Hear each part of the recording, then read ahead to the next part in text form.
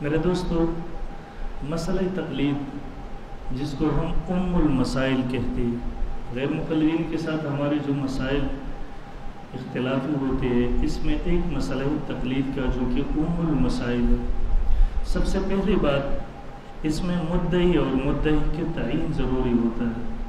اس میں مدعی کون ہے اور مدعی علیہ کون ہے۔ آپ نے مدعی کی 4 تعریفات اصول میں پڑھے ہوں گے۔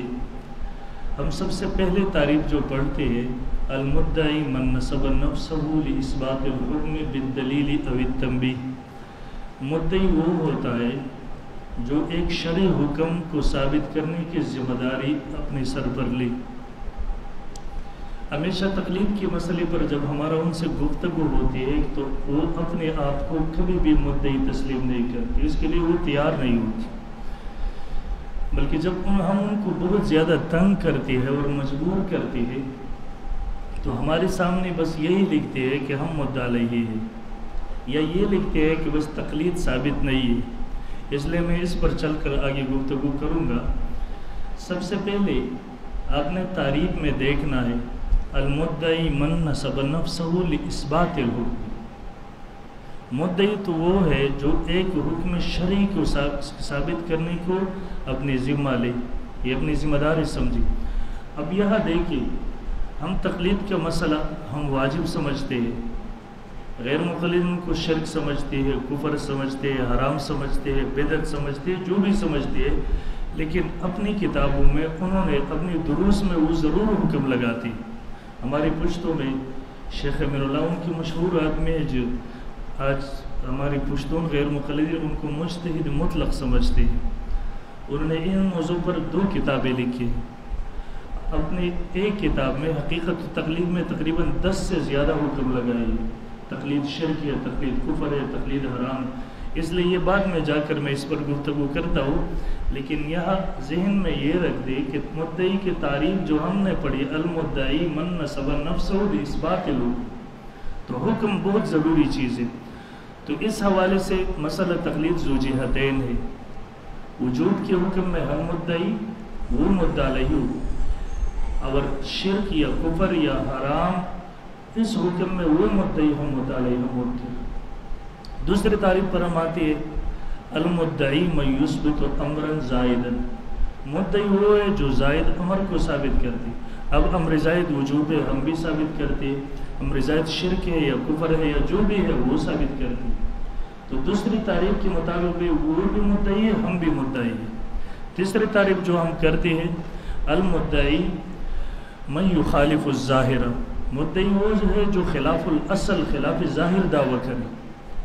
اب تمام مسلمانوں کا، چاروں مذاہب کا اس پر اتفاق ہے کہ غیر مجتہد کے لیے مجتہد کی تقلید واجب ہے اجتہادی مسائل میں۔ تو اب اس کے خلاف دعویٰ وہ غیر مقلدین کا ہے، اس لیے اس تعریف کے مطابق خالص وہ مدعی ہے۔ چوتھی تعریف ہم پڑھتے ہیں، المدعی من اذا ترک ترک۔ میں تو اپنے طلباء کو وہ کہتا ہوں پشاور میں کہ یہ تعریف ہمارے ساتھ میزان کی حیثیت رکھتی ہے۔ ہم کیسے معلوم کریں گے کہ اس یہ مسئلہ ذو جہتین ہے یا ذو جہتین نہیں ہے؟ ہر فریق اس میں مدعی بھی ہے، مدعی علیہ بھی نہیں ہے، یا صرف ایک فریق مدعی ہے اور دوسرا فریق صرف مدعی علیہ ہے؟ ہم اس تعریف سے پتہ کریں گے۔ المدعی من اذا ترک ترک، مدعی وہ ہے جب دعویٰ چھوڑ لے تو جھگڑا ختم ہو جائے، بحث ختم ہو جائے، اختلاف ختم ہو جائے۔ اب آپ دیکھ لیں، ہم اگر تقلید کی وجود کا دعویٰ چھوڑ لے تو اس سے جھگڑا ختم نہیں ہوتا، کیونکہ آگے ایک اور حکم وہ لگاتے، وہ ہم پر وہ منوانے کے لیے کوشش کرتے کہ تقلید کو آپ شرک مانے، کفر مانے، حرام مانے۔ اب اگر جھگڑا اس سے ختم ہو جائے کہ تقلید واجب ہے، ہم کہتے ہیں ہم وجود کا دعویٰ چھوڑ لے تو جھگڑا ختم ہو جائے تو صرف ہم مدعی، لیکن ایسا نہیں ہے۔ وہ پھر ہم پر اسی پر منوانے پر بزد ہوتے کہ تقلید شرک ہے، کفر ہے، حرام ہے۔ تو ہم اسی تعریف کے مطابق سوچے تو ہر پر ایک مدعی بھی ہے، مدعی علیہ بھی۔ اب یہ تو تعریفات کے موضوع پر ہم آئے، لیکن میں اپنے طلباء سے کہتا ہوں وہ مدعی نہ بنے تو پھر بھی ہمارے آپ ایک کام کریں، آپ اپنا دعویٰ لکھ دیں ایک صاف کاغذ پر، ان کو لکھ دیں کہ اجتہادی مسائل میں غیر مجتہد کے لیے مجتہد کی تقلید واجب ہے، اتنا لکھ کر اس کو دے دیں. ان کی طرف سے کوئی تنقیحات ہو وہ تنقیحات میں آگے جا کر بتا دوں گا انشاءاللہ، جو ہم نے سنی ہے ان کی کتب میں پڑھی. لیکن اس کے بعد پھر آپ ان کو کہہ دیں، اس میں بھی ہمارا فائدہ ہے. آپ ان کو دعویٰ دے دیں. ہم نے لکھا ہے کہ اجتہادی مسائل میں غیر مجتہد کے لیے مجتہد کی تقلید واجب ہے. اب ہم نے دعویٰ لکھے نمبر 1 اجتہادی مسائل میں، نمبر 2 غیر مجتہد کے لیے، نمبر 3 مجتہد کی تقلید، نمبر 4 واجب. یہ 4 الفاظ ہیں. آپ ان کو دعویٰ دیں گے تو ان کو کہہ دیں گے کہ جواب دعویٰ دے دیں ہمیں. اب یہ کیا کریں گے؟ چالاکی سے کام لیں گے. اب یہ آپ کو جواب دعویٰ جو دے گا اس میں لکھا ہوگا کہ تقلید ثابت نہیں ہے، قرآن اور حدیث میں تقلید کا ذکر نہیں ہے، قرآن اور سنت میں تقلید کے ثبوت، یہ جو کچھ بھی لکھیں گے لیکن اصل موضوع پر یہ کبھی بھی نہیں آئیں گے. اب آپ نے ان سے کہنا ہے کہ میں نے جو دعویٰ دیا ہے اس میں 4 باتیں ہیں، اور جواب دعویٰ کا جواب ہوتا ہے. یہ کیا ہے؟ میں نے تو 4 باتیں لکھی. نمبر 1 اجتہادی مسائل میں، نمبر 2 غیر مجتہد کے لیے، نمبر 3 مجتہد کی تقلید، نمبر 4 واجب ہے. تو اب جواب دعویٰ ہوتا ہے دعویٰ کے جواب.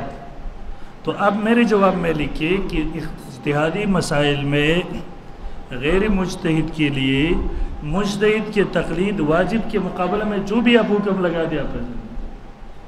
اب اس کو اس میں پنسا دے اور اس میں پکڑ لے، یہ بہت آسان طریقہ ہوتا ہے. یہ رفع الیدین پر ترک رفع پر ہمارا ان سے بحث ہوتا ہے. تقریباً 10-12 سے زیادہ مجالس ہمارا ان سے ہوئی. تقریباً 3 مناظرے بھی ہماری ہوئی ہے. تقریباً 3-4 گھنٹے ریکارڈ پر ہے. ایک تو آڈیو ریکارڈ پر ہے، 2 ویڈیو ریکارڈ پر ہے. لیکن مجالس میں ان کا طریقہ یہ ہوتا تھا کہ اپنے آپ کو مدعی تسلیم نہیں کرتا تھا. پھر ہم نے طریقہ بدل دیا. ہم نے کہا چلو تم مدعی تسلیم، ہم مدعی ہیں. زبردستی ہم نے آپ کو مدعی کیا. تو اس میں ہمارا فائدہ یہ نکل گیا. جب پہلے یہ مدعی ہوتے تھے رفع الیدین کے موضوع پر، یہ لکھتے تھے رفع الیدین ثابت ہے. اب ثبوت میں تو ہمارا جھگڑا نہیں ہے، کون سے رفع الیدین کس جگہ. ہم ان سے پھر تنقیحات کرتے. ایک سنت کے لفظ پر ہم 4-5 گھنٹے لگے رہتے تھے کہ یار لکھ دو سنت ہے. جب سنت بہت کچھ بحث کے بعد یہ لکھ دیتے، مجبور ہو کر لکھ دیتے، تو پھر ہم ان سے پوچھتے کہ سنت موقت مراد ہے یا غیر موقت. حضور نے آخر وقت تک کیا ہے یا نہیں کیا ہے، یہ موت سے پہلے چھوڑ دیا ہے یا نہیں چھوڑ، یہ قسم ترقیات. لیکن پھر جب ہم نے طریقہ بدل دیا تو یہ مجبور ہو گئی. کیونکہ جو 8-10 گھنٹے پر جو بات نہیں بنتے تھے، جب ہم مدعی بنتے ہیں تو یہ مدعی بننے کے بعد مجبور ہوتے ہیں کہ وہ لکھ دیں. میں نے 1-2 مناظروں میں لکھ کر ان کو دے دیا. ایک مثلا میں مثال دیتا ہوں. ہم نے لکھ دیا کہ قبل الرکوع، بعد الرکوع اور بعد الرکعتین رفع الیدین حضور علیہ السلام نے ہمیشہ وفات تک نہیں کی ہے، بلکہ موت سے پہلے چھوڑ دی ہے. لہٰذا اس کی یعنی یہ رفع الیدین متروک یعنی منسوخ ہے. لہٰذا اس کی سنتیت یا وجوب کا دعویٰ باطل ہے. اب یہ مجبور تھے ہماری دعوے کے خلاف. ہم نے کہا ہم نے دعویٰ دیا ہے. نمبر 1 بات اس میں کہ حضور نے وفات تک نہیں کی ہے. نمبر 2 بلکہ دنیا کے سے رحلت سے پہلے چھوڑ دی ہے. نمبر 3 یہ رفع الیدین متروک یعنی منسوخ ہو گئی ہے. یہ منسوخ پر زد کریں گے تو ہم کہتے ہیں متروک یعنی منسوخ کا لفظ تفسیر کے طور پر لائیں گے متروک کے لیے، تو وہ تو ہے حدیث میں. نمبر 4 اس کی سنتیت یا وجوب کا دعویٰ باطل ہے. تو اب یہ مجبور ہے جواب دعویٰ میں. نمبر 1 یہ لکھیں گے، ہم نے لکھے وفات تک نہیں کیے، تو یہ وہاں لکھیں گے وفات تک کیا ہے. نمبر 2 ہم نے کیا وفات سے پہلے چھوڑ دی ہے، تو اب یہ لکھ کے نہیں چھوڑی ہے، وفات تک مسلسل کیا ہے. نمبر 3 ہم نے لکھی کہ ہم نے لکھا ہے تیسرے نمبر پر کہ یہ متروک یعنی منسوخ ہے، تو یہ لکھیں کہ یہ متروک نہیں ہے. نمبر 4 ہم نے کہ اس کی سنتیت یا وجوب کا دعویٰ باطل ہے، تو یہ مجبور ہو کر لکھی کہ سنت ہے یا واجب ہے. اب یہ جواب دعویٰ میں یہ چیزیں نہیں لکھیں گے تو آپ ان کو مجبور کر سکتے ہیں کہ بھائی آپ جواب دعویٰ لکھ رہے ہیں اور جواب دعویٰ کے جواب ہوتا ہے، اس میں میری 4 باتوں کا جواب نہیں ہے تو اس کو جواب دعویٰ کیسے کہیں گے؟ یہ بعضی چیزوں میں پہلے ہم مدعی نہیں بنتے تھے. سوات میں ہمارا مناظرہ تھا بریلیوں کے ساتھ علم غیب کے موضوع پر. اس سے پہلے پشاور میں ہمارا ان سے مجلس ہو گیا تھا 8 گھنٹے مجلس، مبادیات کا مجلس. ہم ان سے کہتے تھے دعویٰ انہوں نے لکھا میں دیا، لیکن دعویٰ ایسے چیز لکھا جس میں ان کا دعویٰ بالکل نہیں تھا، یہ صرف بھاگ رہی تھی، بھاگنے کی کوشش کرے. نہ علم غیب کا لفظ لکھنے کے لیے تیار تھی، نہ اس میں جمیع ما کان اور ما یکون کے علم کا لفظ لکھنے کے لیے تیار تھی، نہ اس میں علیم بذات الصدور کے لفظ کی کچھ بھی لکھ دی. یعنی وہ جو لکھا تھا بریلیوں کے جو موقف ہے، جو عقیدہ ہے، اس سے بھاگنے کی کوشش کرتی. 8 گھنٹے کا مجلس ہو گیا اور کچھ نہیں بنا، مجلس ختم ہو. پھر سوات میں ہمارا مناظرہ بن گیا. جب ہم مناظرے کے لیے بیٹھ گئی تو میں نے کاغذ پر لکھ کر دے دیا، میں نے کہا ہمارا دعویٰ. تو یہ مجھ سے پوچھتے آپ مدعی ہے، تسلیم کرتے ہیں کہ آپ مدعی؟ میں نے کہا میں مدعی ہوں. اب میں مدعی تھا نہیں، لیکن زبردستی اپنے آپ کو، کیونکہ مجھے پتا تھا جب یہ مدعی بنیں گے تو یہ 10 گھنٹے میں بھی اپنا دعویٰ نہیں لکھے گا، لیکن جب میں مدعی بنوں تو یہ جواب دعویٰ میں مجبور ہو کر اپنا عقیدہ لکھے گا. تو اسی طرح بعضی چیزوں میں ہم مدعی نہیں ہوں گے، لیکن ہم زبردستی مدعی پہ بنیں گے، کیونکہ یہ جواب دعویٰ میں پھر مجبور ہوں گے کہ اپنے عقیدہ کا اقرار کریں، اپنا عقیدہ کو واضح کریں. تو اس وجہ سے یا میں مثال دے رہا تھا، بار دور نکل گئی. میں نے کہا کہ تقلید کا مسئلہ ذو جہتین ہے، ہر فریق مدعی بھی ہے، مدعی علیہ بھی ہے. اور چاروں تعریفات میں 3 تعریفات تو ایسے ہے جو ہر فریق پر پٹ ہوتا ہے، یعنی وہ مدعی، مدعی علیہ بھی. اور ایک تعریف وہ ہے المدعی من یخالف الظاہر، جس کے مطابق صرف اور صرف غیر مقلد مدعی ہے بس. اس کے بعد ہم آ جائیں گے، تھوڑے سے گفتگو اس پر کریں گے. ہم مدعی بنیں گے تو دعویٰ کیسے لکھیں گے ان کے ساتھ. یہ مناظرے میں دعویٰ لکھنا سب سے اہم چیز ہوتا ہے. اور میں طلباء کو وہ کہتا ہوں دعویٰ وہ آدمی لکھ سکتا ہے جو مناظرہ کے میدان میں انہوں نے وقت گزار دیا ہو اور تمام دلائل پر، اپنی دلائل اور ان کی دلائل پر نظر ہو، تو یہ دعویٰ لکھ سکتے. دعویٰ میں پھر اصول بھی یہ ہوتا ہے کہ آدمی آسانی بنائے، اپنے لیے مشکلات نہ بنائے. دعویٰ مختصر ہو، آسان الفاظ میں ہو، اس میں 3-4 دعوے نہ بنائے اس میں، کیونکہ مناظرہ تو الزامی جنگ ہوتا ہے. مثلا ہم تقلید پر دعویٰ لکھتے ہیں تو ہم یہ لکھیں گے کہ مثلا ہم نے لکھ دیا کہ اجتہادی مسائل میں مجتہد پر تقلید واجب، مجتہد میں پر اجتہاد واجب ہے، غیر مجتہد کے لیے مجتہد کی تقلید واجب ہے. اب اپنے 2 آدمی اب وہ ہم سے مطالبہ کریں گے پہلے دلیل پیش کرو کہ مجتہد پر اجتہاد واجب ہے. اب تو یہ موضوع نہیں ہے، موضوع تقلید ہے، لیکن ہے الزامی میدان. یہ آپ کو پہنچانے کے لیے اس پر دلائل کے مطابق پہلے اس پر دلائل پیش کرو، پھر غیر مجتہد کے لیے مجتہد کی بعد میں اس طرف آؤ. اس لیے آپ نے آسان کرنا ہے بات. مثلا ہمارا بحث ہے غیر مقلدین سے رفع الیدین کے موضوع پر، تو ہم نے لکھ دیا تکبیر تحریمہ کے رفع الیدین سنت ہے، یہ سالمان نسخ و ترک ہے، سجدوں کے رفع الیدین منسوخ اور متروک ہے، اور فلاں فلاں. یعنی 3 جگہ ہم نے موضوع کی، تکبیر تحریمہ، رکوعات، سجدے. تو اب جب بحث شروع ہوں گے تو یہ تینوں مطالبوں، تینوں دعووں پر آپ سے دلیل مانگیں گے. جب آپ کو اسی میں پھنسائیں گے اور یہ اپنے دلائل پیش کریں گے. اس لیے مناظر کے لیے ضروری ہوتا ہے کہ ان چیزوں پر نظر رکھیں. یہ دعویٰ میں صرف وہ بات لکھ دے جو اس مناظرے میں دلائل کے ساتھ ثابت کرنا ہوتا ہے، جو آپ کا موقف ہے. باقی چیزیں آپ زبانی طور پر بتا دے وضاحت کے نام سے، تو اس میں آپ کے لیے مشکل نہیں بنے گی. مثلا تقلید میں دعویٰ لکھیں گے کہ اجتہادی مسائل میں غیر مجتہد کے لیے مجتہد کی تقلید واجب ہے، بس اتنا لکھیں، اس سے آگے کچھ نہ لکھیں. پھر یہی دعویٰ آپ ان کو دیں گے تو اس کے وقت آپ وضاحت میں بتا دیں کہ ان مسائل میں مجتہد پر اجتہاد واجب ہے، پیش ہم اجتہادی مسائل میں، اور غیر مجتہد کے لیے مجتہد کی تقلید واجب ہے. یہ بہت ضروری اور اہم بات ہے. آپ نے دعویٰ لکھ دیا تو یہ 2-3 باتیں ہوتی ہیں، آپ نے پڑھی ہے، اس پر میں گفتگو نہیں کرتا. صرف اتنی بات یاد رکھو. یہ دعووں میں زد کرتے ہیں کہ آپ امام ابو حنیفہ رحمہ اللہ کا نام لکھ دو. آپ نے کیوں لکھا ہے کہ ہم اجتہادی مسائل میں مجتہد کی تقلید کو غیر مجتہد کے لیے واجب سمجھتے ہیں. آپ یہ لکھیں کہ ہم اجتہادی مسائل میں غیر مجتہد کے لیے امام ابو حنیفہ رحمہ اللہ کی تقلید واجب سمجھتے ہیں. امام ابو حنیفہ رحمہ اللہ کا نام لکھ دو. تو آپ نے ان سے کہنا نہیں، ہمارا دعویٰ ہی نہیں ہے، ہم نے کبھی یہ دعویٰ نہیں کیا ہے کہ صرف امام ابو حنیفہ رحمہ اللہ کی تقلید واجب ہے، باقی کسی مجتہد کی تقلید جائز نہیں. یہ ہمارا دعویٰ نہیں ہے. دنیا میں کسی ذمہ دار حنفی نے زبانی طور یہ دعویٰ کیا وہ پیش کرے، تحریری طور پر یہ دعویٰ کیا اور اس کی کتاب بتا دیں، ہمارے سامنے پیش کرے، الزام نہ لگے. جب یہ ہمارا دعویٰ نہیں ہے تو مطالبہ کیوں کرتے ہیں؟ پھر آگے سے پھر اب امام ابو حنیفہ رحمہ اللہ کی تقلید کرتے؟ جی ہاں کرتے ہیں. تو پھر کیوں اس کے نام نہیں لکھتے؟ تو اب ان سے کہ میں نے لکھ دیا ہے اجتہادی مسائل میں غیر مجتہد کے لیے مجتہد کی تقلید واجب ہے. اب امام ابو حنیفہ رحمہ اللہ مجتہد ہے، اس میں آ گئی.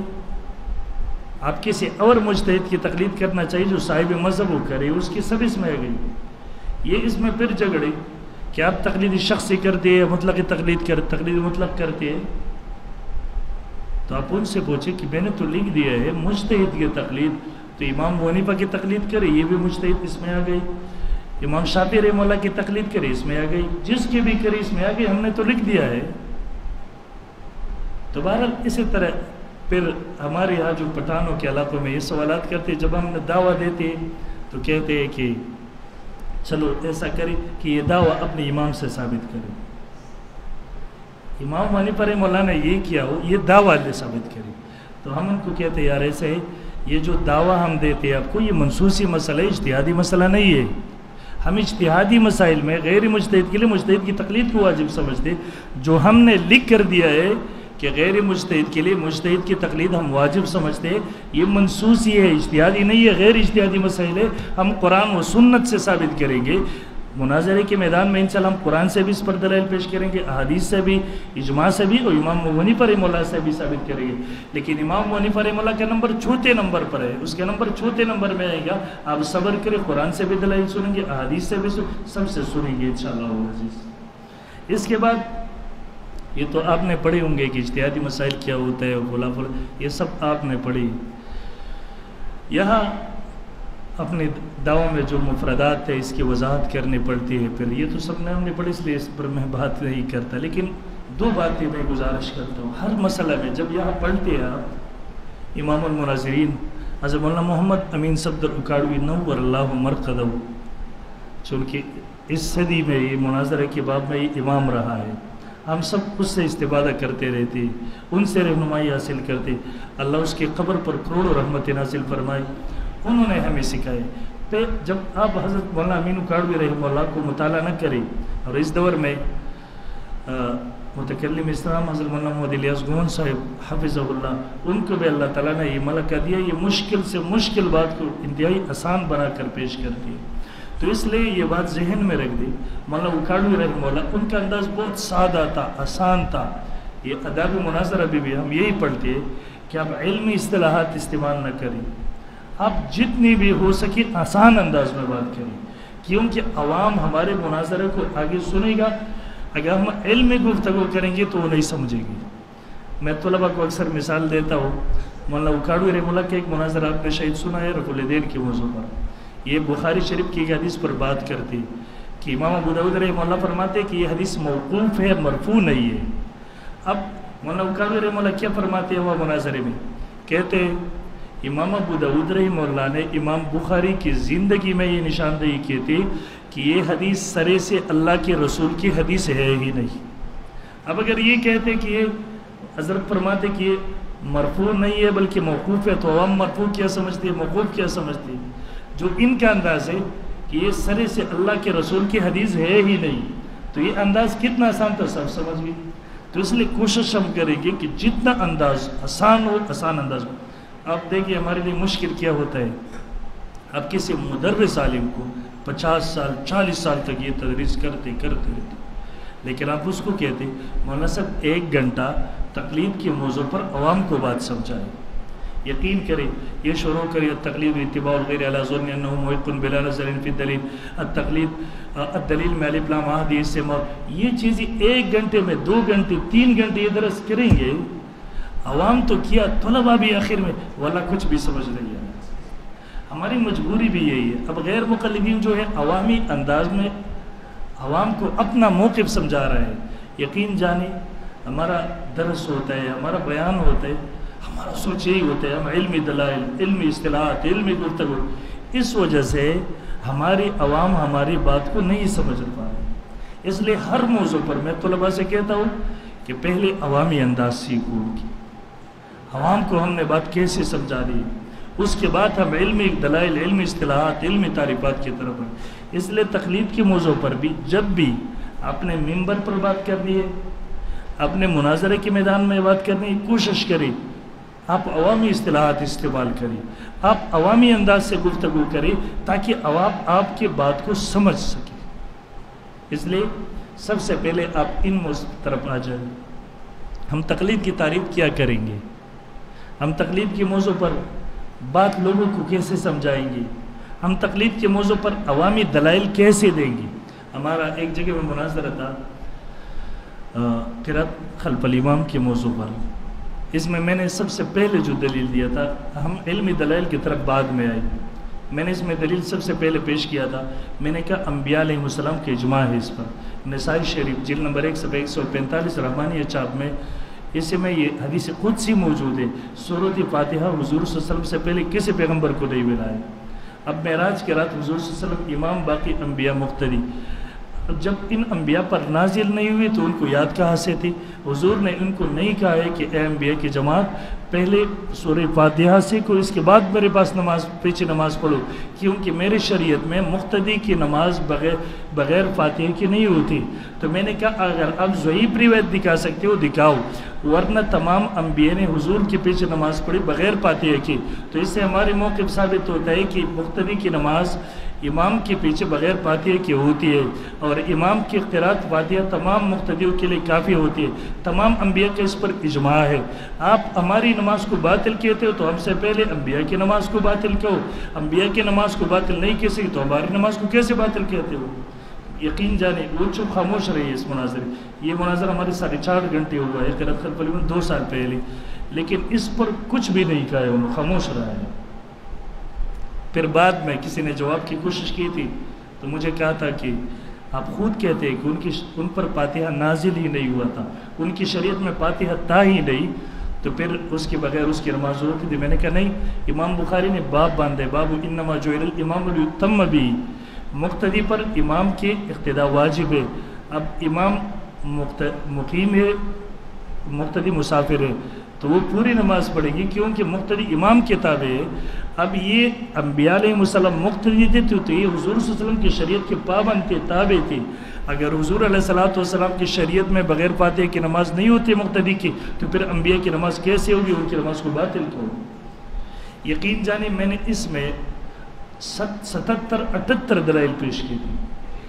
5 دلائل سب سے پہلے عوامی انداز میں نے پیش کی، لیکن عوام نے جو دلیل لیا تھا وہ یہی لیا تھا کہ انبیاء کا بھی اس پر اجماع ہے۔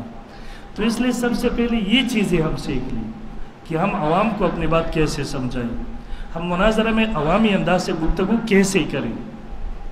تو اس پر آپ سب سے پہلے جب یہاں ہم تعریف کے بات پر آ جائیں گے تو تعریف کے باب میں یا تو تعریفات آپ کے سامنے ہم نور الانوار پیش کریں گے، نظامی پیش کریں گے، اسامی مختلف کتابیں کتاب و تعریفات میں ہم کوشش کریں گے کہ ہم ان کتابوں کی طرف التفات نہیں کریں گے۔ سب سے پہلے عوامی تعریف بتائیں گے عوام کو، پھر مثالیں دیں گے، کیونکہ یہ مناظرہ بعد میں عوام نے سننا ہے۔ اب میں اپنی بات عوام کو نہ سمجھا سکوں تو میرے مناظرے کا فائدہ کیا ہے پھر؟ اس لیے تو تعریف کے بعد میں سب سے پہلے جب ہم آئیں گے تو حضرت امام شاہ ولی اللہ رحمہ اللہ اخد الجید کے حوالے سے فی احکام الاجتہاد والتقلید، یہ ہمارے پشاور سے 2 جگہ سے شائع ہو گیا ہے، ایک مختصر رسالہ اور ایک حضرت امام شاہ ولی اللہ رحمہ اللہ کے 3-4 رسائل اکٹھے شائع ہو گیا ہے۔ تو اس میں ایک میں تقریباً صفحہ 35 ہے اور دوسرے میں صفحہ 75 ہے۔ اس میں شاہ ولی اللہ رحمہ اللہ تعریف کرتے لکھتے ہیں التقلید اتباع الروایت دلالتاً، التقلید اتباع الروایت دلالتاً، ماہر شریعت کی روشنی میں شریعت پر عمل کرنے کا نام تقلید ہے۔ التقلید اتباع الروایت دلالتاً، ماہر شریعت کی روشنی میں، ماہر شریعت کی اقتداء میں شریعت پر عمل کرنے کا نام تقلید ہوتا ہے، تقلید ہے۔ حضرت اکاڑوی رحمہ اللہ نے مثال دیا ہے، اپنے پڑھا ہوں گے، میں تو صرف آپ کو سناتا ہوں۔ آپ دیکھیں گے امام اعظم ابو حنیفہ رحمہ اللہ ماہر شریعت ہے، ہم مقلدین ماہر شریعت نہیں ہے، تو اجتہادی مسائل میں ہم امام ابو حنیفہ رحمہ اللہ کی اقتداء اور رہنمائی میں اس قرآن و سنت پر عمل کرتے ہیں۔ آپ دیکھیے کوئی اجتہادی مسئلہ آتا ہے، امام حنیفہ رحمہ اللہ مسئلہ قرآن سے آتا ہے، امام صاحب رحمہ اللہ فرمائے کوئی مسئلہ آتا ہے تو سب سے پہلے میں قرآن کو دیکھتا ہوں، وہاں ملے فعلی الرأس والعین، وہاں نہ ملے حدیث کی طرف آتا ہوں، اصول آپ نے پڑھے۔ تو امام ابو حنیفہ رحمہ اللہ نے مسئلہ لیا براہ راست قرآن سے اجتہادی مسائل میں، اس پر عمل کر کے ہم کو بھی بتا دیا، تو ہم نے بھی اس پر عمل کر دیا۔ اس کی مثال ایسا ہے، ایک امام ہے باقی مقتدی، اب ظہر کی نماز ہم پڑھے ہیں نا، ایک امام ہوگی باقی ہم سب مقتدی ہوں گے، امام کس کی عبادت کریں گے؟ اللہ تعالیٰ کی عبادت کریں گے، ہم سب بھی اللہ تعالیٰ کی عبادت کریں گے، امام سجدہ کریں گے اللہ تعالیٰ کو، ہم سب بھی سجدہ کریں گے اللہ تعالیٰ کو۔ فرق کیا ہے؟ امام براہ راست اللہ کی عبادت کرتے ہیں اور مقتدی امام کی اقتداء میں اللہ کی عبادت کرتے ہیں۔ امام براہ راست اللہ کو سجدہ کرتے ہیں اور مقتدی امام کی اقتداء میں اللہ کو سجدہ کرتے ہیں۔ یہی مثال مقلد اور مقلد امام کا ہے۔ اب اگر کوئی آدمی کہے کہ امام تو بڑا اچھا آدمی ہے اور یہ مقتدی بڑے مشرک لوگ ہیں، کیوں؟ امام تو اللہ کی عبادت کرتے ہیں، مقتدی امام کی عبادت کرتے ہیں، امام اللہ کو سجدہ کرتے ہیں، مقتدی امام کو سجدہ کرتے ہیں، تو لوگ کہیں گے یہ تو پاگل ہے، اس کی دماغ خراب ہے۔ مولانا اکاڑوی رحمہ اللہ وہ فرماتے تھے، ان کی کتابوں میں ہم نے پڑھا ہے، حضرت کے دروس میں سنے، کہ جو نہ امام ہو نہ مقتدی ہو، کبھی امام کو گالیاں دے اور مقتدیوں سے لڑ پڑے، یہی غیر مقلد ہے۔ تو اس لیے بات تو سمجھ میں آ گئی نا تقلید۔ جب ہم تعریف کرتے ہیں شاہ ولی اللہ رحمہ اللہ سے، تو پھر یہ ہم پر اعتراض کرتے ہیں، کیونکہ ہم جب تقلید میں دعویٰ پیش کرتے ہیں تو وضاحت میں کہتے ہیں کہ ہم اجتہادی مسائل میں امام ابو حنیفہ رحمہ اللہ کی تقلید کرتے ہیں، پھر ساتھ میں یہ بھی لکھ دے نوٹ میں، وضاحت میں، کہ تنبیہات میں، کہ ہم ہر فن میں اس فن کے ماہر کی تقلید کرتے ہیں، فن میں طباء کی، نحو میں نحویوں کی، صرف میں صرفیوں کی۔ تو یہاں پر وہ لوگ ہم سے ایک سوال کرتے ہیں کہ یہ جو تقلید کی تعریف آپ نے کی، امام ابو حنیفہ رحمہ اللہ سر دکھا دو، تو آپ ان کو جواب دیں گے کہ بھائی ہم نے کہا تھا کہ اجتہادی مسائل میں ہم امام ابو حنیفہ رحمہ اللہ کی تقلید کرتے ہو، تو کیا یہ تعریف اجتہادی مسئلہ ہے، فقہی مسئلہ ہے؟ یہ چلو پھر ٹھیک ہے، آپ ماہر فن کی تقلید کرتے ہیں، ہر فن میں اس فن کے ماہرین کی اتباع کرتے ہیں، تقلید کرتے ہیں، تو کیا حضرت امام شاہ ولی اللہ رحمہ اللہ ماہر فن ہے؟ وہ تو خود مقلد آدمی ہے، تمہارا دعویٰ ہے امام ابو حنیفہ رحمہ اللہ کی مقلد ہے وہ، تو پھر شاہ ولی اللہ رحمہ اللہ سے کیسے تعریف پیش کی؟ تو آگے سے آپ جواب دیں گے کہ دیکھیے امام شاہ ولی اللہ رحمہ اللہ ماہر فن تو نہیں ہے، لیکن شاہ ولی اللہ رحمہ اللہ وہ آدمی ہے جو ہمارے اور آپ کے درمیان مسلم ہے، آپ بھی مانتے ہم بھی مانتے، آپ ان کو اہل حدیث سمجھتے غیر مقلد، ہم ان کو حنفی سمجھتے، مسلم شخصیت ہے۔ شاہ ولی اللہ رحمہ اللہ نے اس موضوع پر کتاب لکھی ہے، شاہ صاحب رحمہ اللہ ناقل ہے اہل فن سے، تو اس کے نقل پر ہمارا بھی اعتماد ہے، تمہارا بھی اعتماد ہے، اس لیے ہم نے شاہ صاحب سے تعریف پیش کی۔ بات سمجھ آ گئی؟ آپ کی سمجھ میں نہیں ہے یہ بات؟ ہم نے شاہ ولی اللہ رحمہ اللہ سے تعریف پیش کی، عبدالجید کے حوالے 35 یا 75 دونوں ریشن کے حوالے میں نے بتایا۔ اب اس میں اعتراض کرے شاہ ولی اللہ رحمہ اللہ ماہر فن ہے؟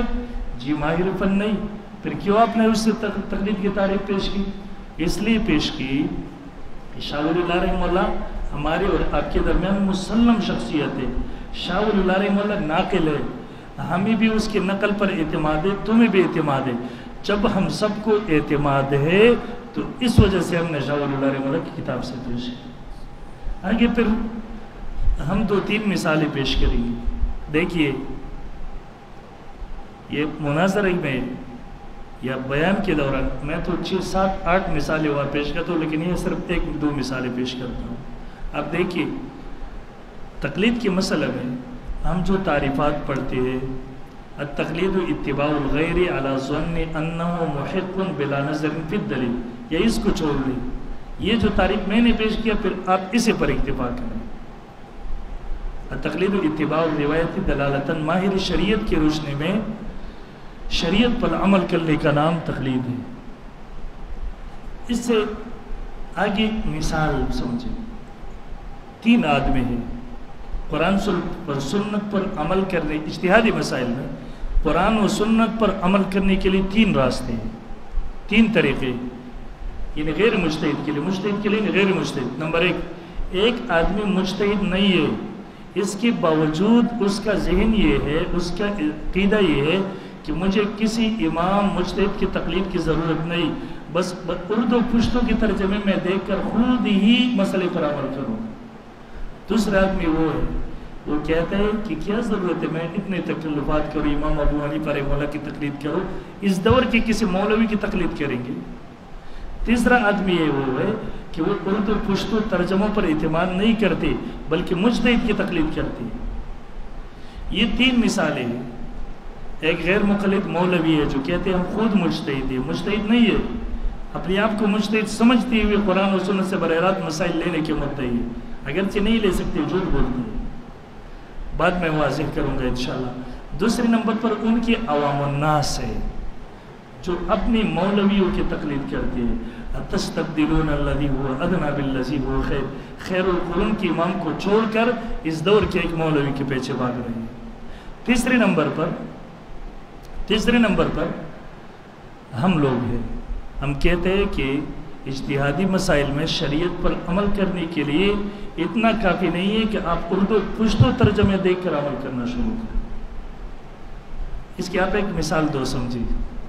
ایک اندھا ہے، سرگودا سے پشاور جانا چاہتی ہے، وہ کہتا ہے مجھے کسی کے رہنمائی کی ضرورت نہیں، جو بنا ہے، آنکھوں والا ہے، وہ بھی اسی راستے پر جائیں گے، میں بھی اسی پر جاؤں، پاؤں میرے ساتھ بھی ہے، اس کے ساتھ بھی، راستہ ان کے لیے بھی ہموار ہے، میرے لیے ہموار، میں خود جاتا ہوں۔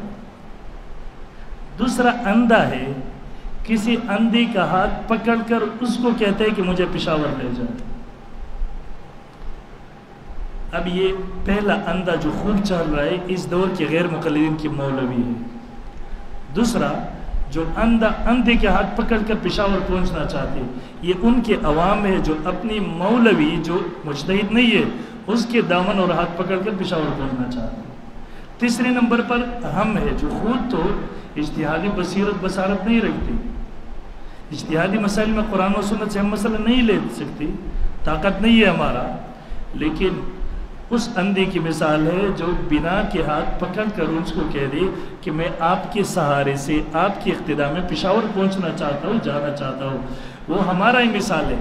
اسباب کی دنیا میں اب دیکھ رہی، پہلے 2 اندھے، ایک جو خود جا رہا ہے، ایک جو دوسرے اندھے کا ہاتھ پکڑ کر کے جا رہے ہیں، یہ اسباب کی دنیا میں کبھی بھی پشاور نہیں پہنچ سکتی۔ اگر کرامت کے طور پر پہنچ جائے تو جدا بات ہے، لیکن یہ تو کرامت بھی نہیں مانتی۔ تیسرے آدمی وہ اہل سنت والجماعت 4 مذاہب والے مقلدین ہیں، انشاءاللہ العزیز ہم منزل مقصود کو پہنچیں گے انشاءاللہ العزیز۔ ایک اور مثال آپ لے لیں، ایک آدمی ہے بیمار ہے، وہ خود ڈاکٹر نہیں ہے، اصول طب کے اصول کو نہیں سمجھ پڑے، وہ نہیں سمجھتے۔ اب یہ کہتے ہیں میں بیمار ہوں، کیا ضرورت، میں سرگودا شہر جاؤں گا، اتنا تکلیف اٹھاؤں گا، پھر وہاں ڈاکٹر کو فیس بھی دوں گا، انتظار بھی کروں گا، وہ خدا تو نہیں ہے کہ لوگوں کو شفا دیتی ہے۔ یہ اصول طب کی 50 کتابیں میرے ساتھ الماری میں پڑی ہے، اردو میں ہے، پشتو میں ہے، میں سب کو سمجھتا ہوں۔ میرا بخار ہے یا میرا کوئی دوسرا بیماری ہے، میں خود کتاب دیکھ کر اپنے لیے نسخہ تجویز کر کے علاج کروں گا۔ ایک طریقہ یہ ہے۔ دوسرا طریقہ، دوسرا آدمی کہتے یار میں خود تو یہ کتابیں نہیں سمجھتا، لیکن کیا ضرورت کہ میں سرگودا جاؤں، شہر چلے جاؤ اور ڈاکٹر کا نمبر لے لو، فیس دے کر ان سے علاج کرو، یا مولانا صاحب کے پاس آتے مولانا صاحب یہ اصول طب کی کتابیں آپ پڑھو، بخار میں کوئی اس کے لیے نسخہ لکھا ہوگا، مجھے وہ نسخہ تجویز کرے، میرے لیے کسی کاغذ پر لکھ کر تاکہ میں شروع کروں۔ تیسرا آدمی یہ کہتے نہیں یہ اردو پشتو کتابیں میں بھی سمجھتا ہوں، لیکن علاج کے لیے یہ کافی نہیں ہے، میں کسی ڈاکٹر اور حکیم کے پاس جا کر علاج کروں گا۔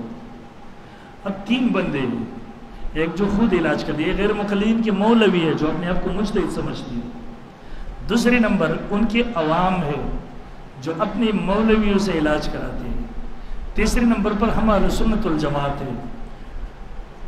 اب دیکھیے پہلے دو مریضوں کو اسباب کی دنیا میں کبھی بھی شفا نہیں ملے گی، تیسرے بندے کو اگر تقدیر میں صحت و زندگی ہو تو انشاءاللہ ان کو صحت ملے گی۔ یہی مثال ہے، ایک غیر مقلد امی ہے، ان کی مولوی ہے، ایک عوام ہے۔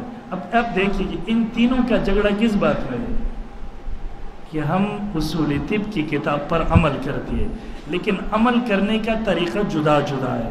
پہلا آدمی جو سمجھتا ہے ہم اصول طب کی کتابوں پر عمل کرتی ہے، ہم ڈاکٹر کو خدا نہیں بناتا، دوسرا آدمی اپنی مولوی سے علاج کرتی ہے۔ ان دونوں کا دعویٰ ہے کہ ہم اصول طب کی کتابوں پر عمل کرتے ہیں، اور تیسرا بندہ اس کو کہتے ہیں کہ آپ نے ڈاکٹر کو خدا بنایا ہوا ہے، اصول طب کی کتابوں کو آپ نہیں مانتے، اس پر عمل نہیں کرتے، کیوں ڈاکٹر کے پاس جاتے ہو، خود علاج کرو۔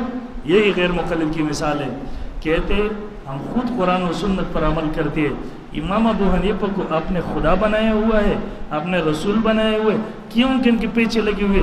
امام ابو حنیفہ بھی یہ قرآن و سنت اس کے سامنے بھی تھا، ہمارے سامنے بھی تھا، امام اس پر عمل کرتے تھے تو تم بھی خود اس پر عمل کرو۔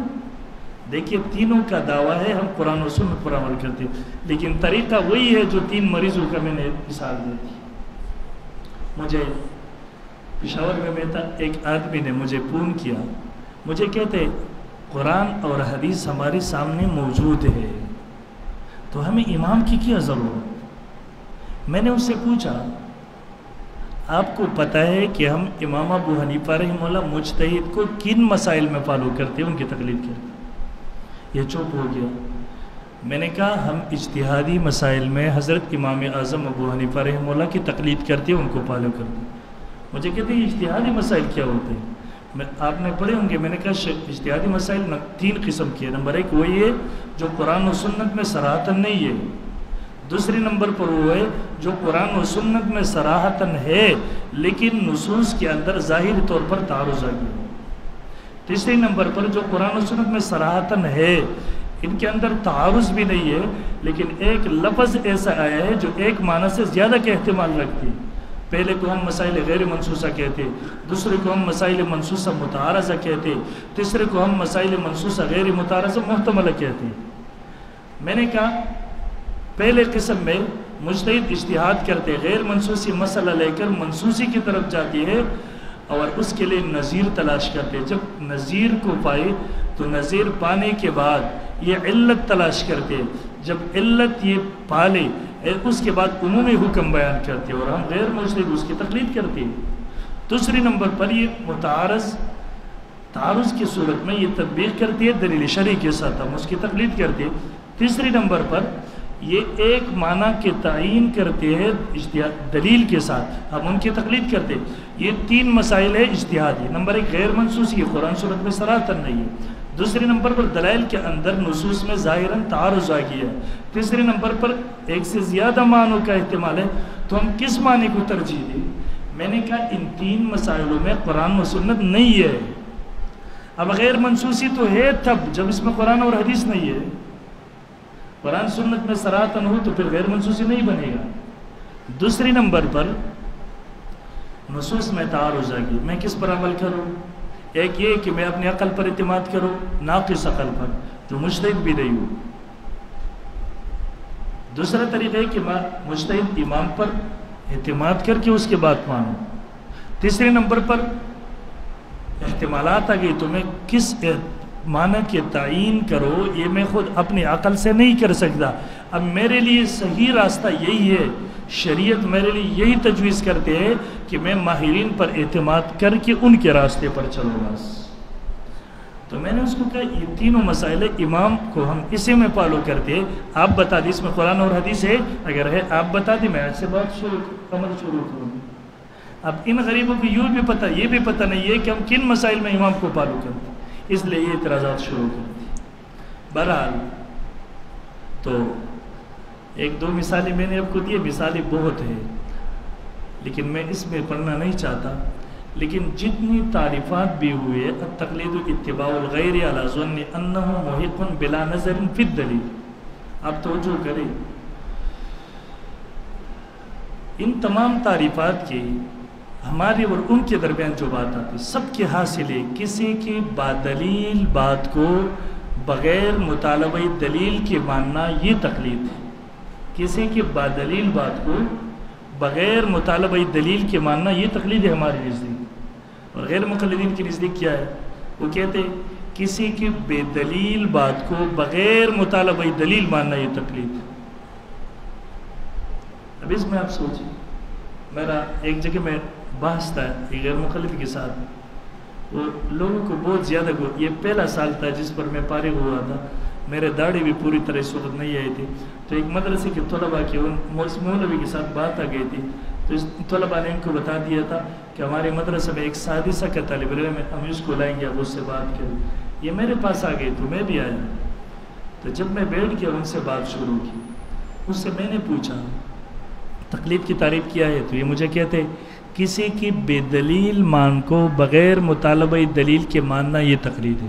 میں نے کہا چلو اس پر پکے رہو گے کیا؟ ٹھیک ہے بالکل۔ میں نے کہا آپ نے تعریف کی کسی کی بے دلیل بات کو بغیر مطالبہ دلیل کے ماننا یہ تقلید ہے، مجھے کہا ٹھیک ہے۔ میں نے کہا آپ مجھے بتا دیں حضرت عثمان غنی رضی اللہ عنہ نے جمعہ کی دوسری اذان شروع کی، صحابہ اور تابعین نے مان لیا، اب آپ کے نزدیک خلفائے راشدین کے عمل آپ کے نزدیک سنت نہیں ہے، دلیل نہیں ہے، شرعی حجت نہیں ہے، اگر آپ کے نزدیک ہے تو آپ تک آپ کے مساجد میں کیوں نہیں ہوتی؟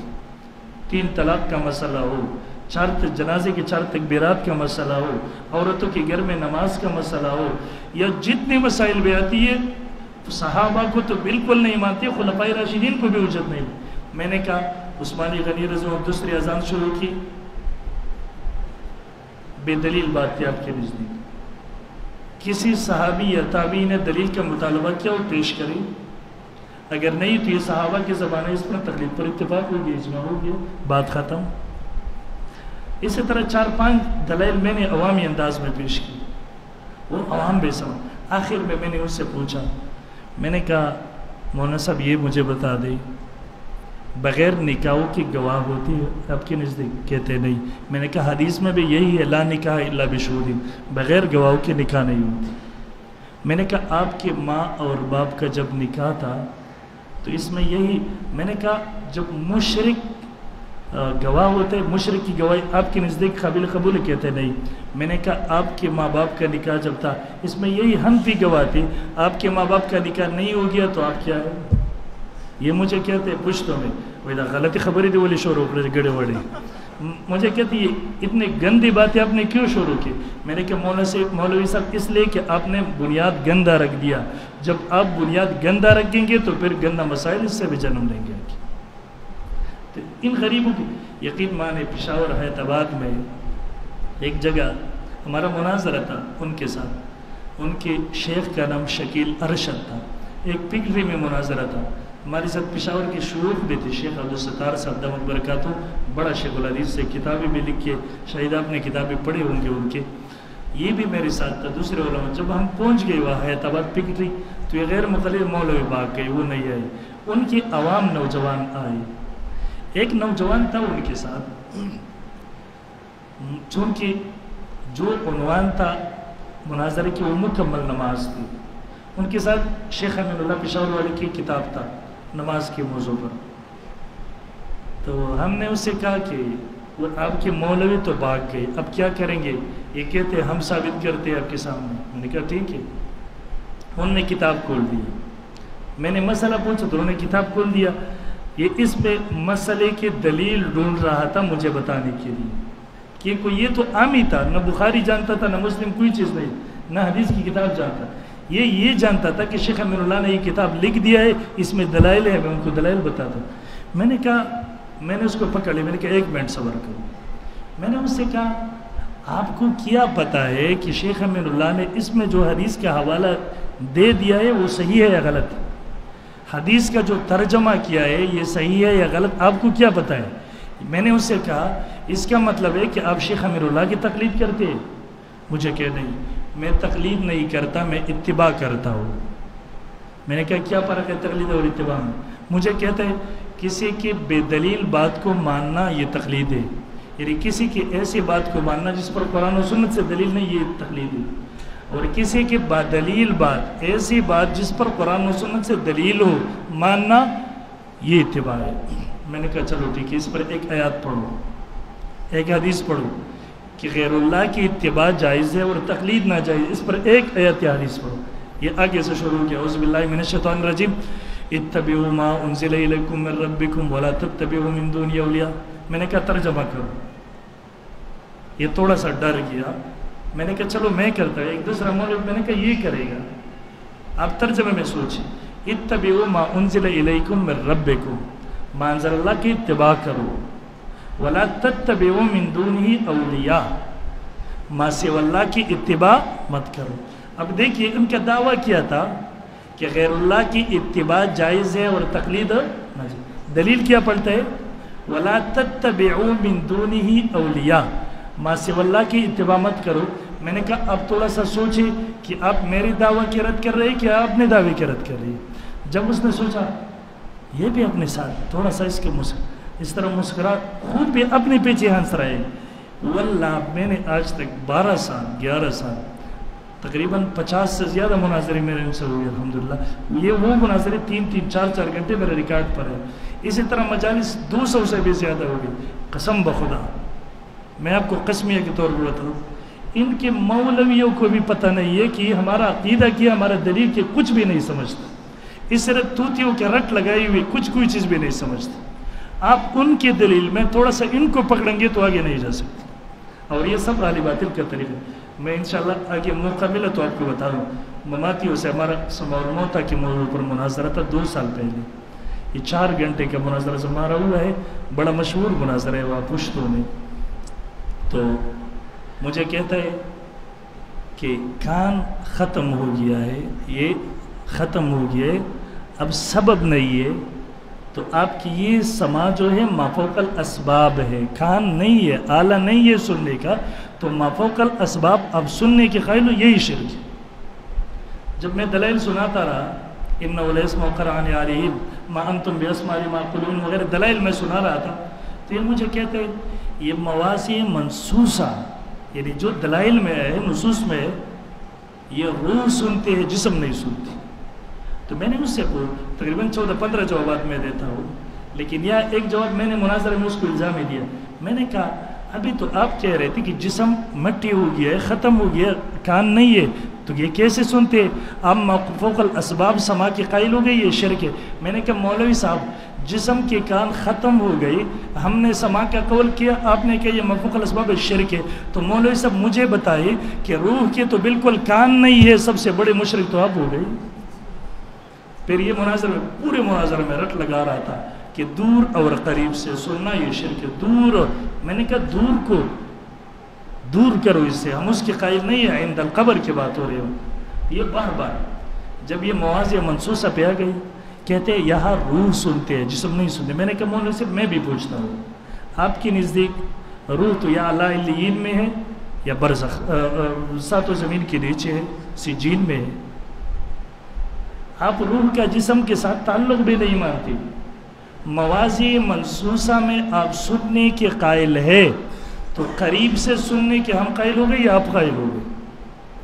روح تو یا سجین میں ہے یا علیین میں، اتنی دور ہے، 7 آسمان 7 زمین کے نیچے، مواضع منصوصہ میں آپ کے نزدیک روح سنتا ہے، تو دور سے سننے کے ہم تو قائل نہیں ہو گئے، آپ قائل ہو گئے۔ یقین ہو گئی، کوئی جواب نہیں۔ میں نے جتنا مطالعہ کیا ان کا، جتنی مجالس میرے ان سے ہوئی، واللہ یہ اپنے عقیدہ کو نہیں سمجھتے، نہ اپنی دلائل کو سمجھتی۔ جب بھی ہم ان کو پکڑتے ہیں ہم کہتے ہیں بابا اصول یہ ہے، مدعی دعویٰ پیش کرے گا، دعویٰ پر دلیل پیش کرے گا، پھر سب سے اہم بات دلیل سے دعویٰ پر استدلال کرے گا کہ یہ میرے دعویٰ ہے، یہ دلیل ہے، اور میرے دعویٰ اور دلیل میں مطابقت یہ ہے۔ جب آپ استدلال نہیں کرو گے، مطابقت بیان نہیں کرو گے، تو کوئی دلیل بھی آپ کی دلیل نہیں بنے گی۔ ان غریبوں کو نہ تو استدلال آتا ہے، نہ دعویٰ اور دلیل میں مطابقت کا طریقہ آتے، یقین جانے سب کا یہی حال ہے جتنا میں نے دیکھا ہے۔ تو بہرحال میں عرض کر رہا تھا وہ پشاور حیات آباد میں، تو میں نے اس کو کہا ایک آیات بتاؤ کہ غیر اللہ کی اتباع جائز ہے اور تقلید ناجائز ہے، تو مجھے دلیل اتبعوا ما انزل الیکم من ربکم ولا تتبعوا من دونہ اولیاء، ما سوى اللہ کی اتباع مت کرو۔ تو میں نے کہا یہ تو آپ نے اپنی دعوی کی تردید کر دی، ابھی آپ نے کہا کہ میں شیخ امیر اللہ کی اتباع کرتا ہوں، تقلید نہیں کرتا۔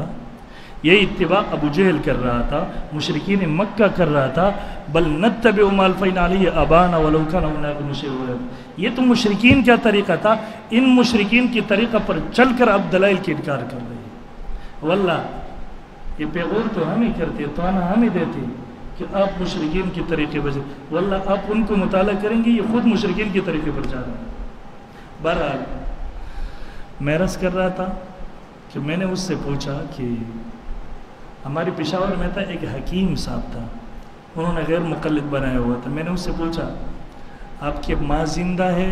کہتے زندہ ہے۔ میں نے کہا وہ مسلمان ہے یا مشرک ہے؟ مجھے کہتے الحمدللہ وہ مسلمان ہے۔ میں نے کہا باپ زندہ ہے مر گیا؟ کہتے وہ مر گیا ہے۔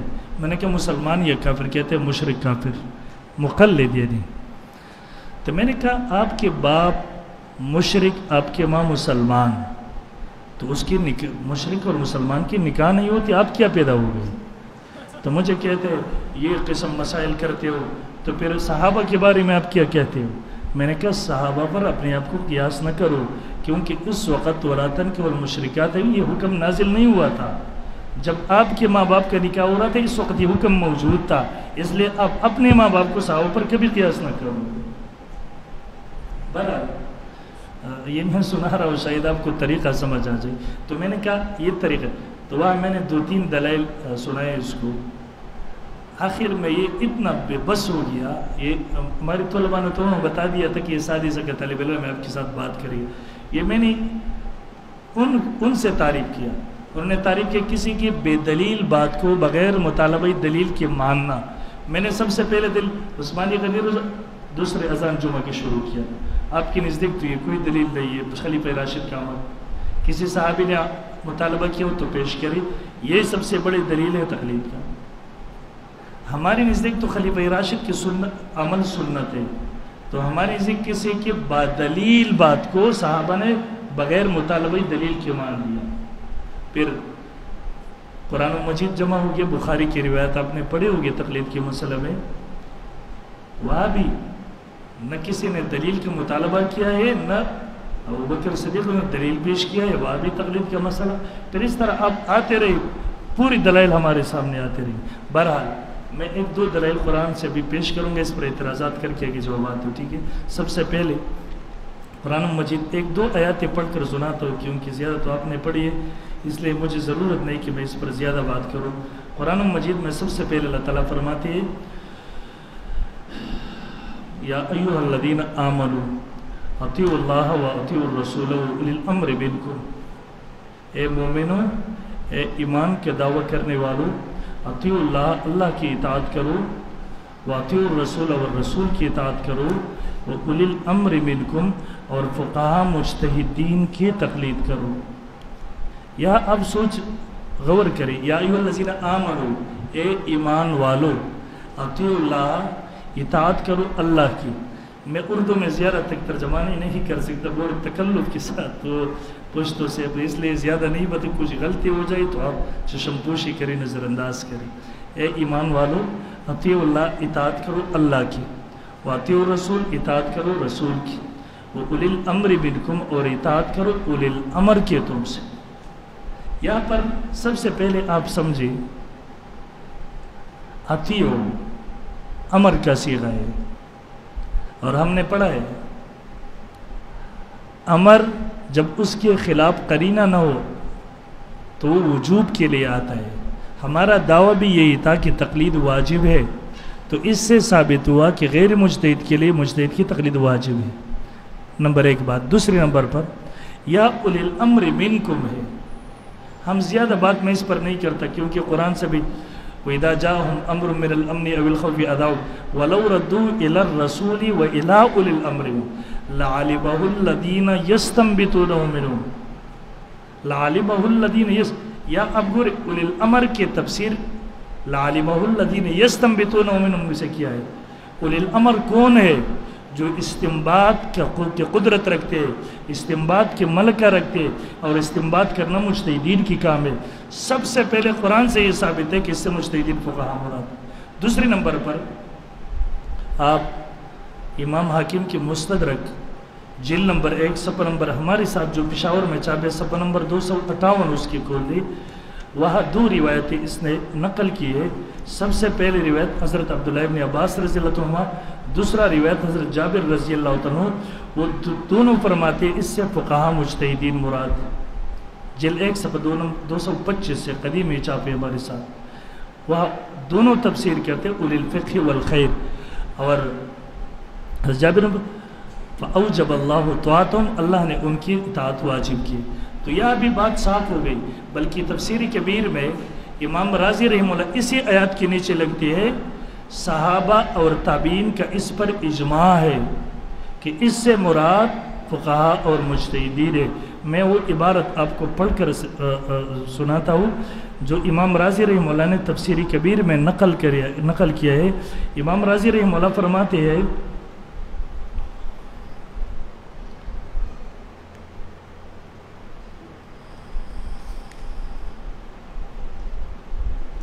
وہ اس میں تھوڑا سا گڑبڑ ہے نوٹس میں جو میرے ساتھ ہے، لیکن بر اس کے الفاظ میرے خیال میں یہ ہے لا نزاع ان جماعت من الصحابتی.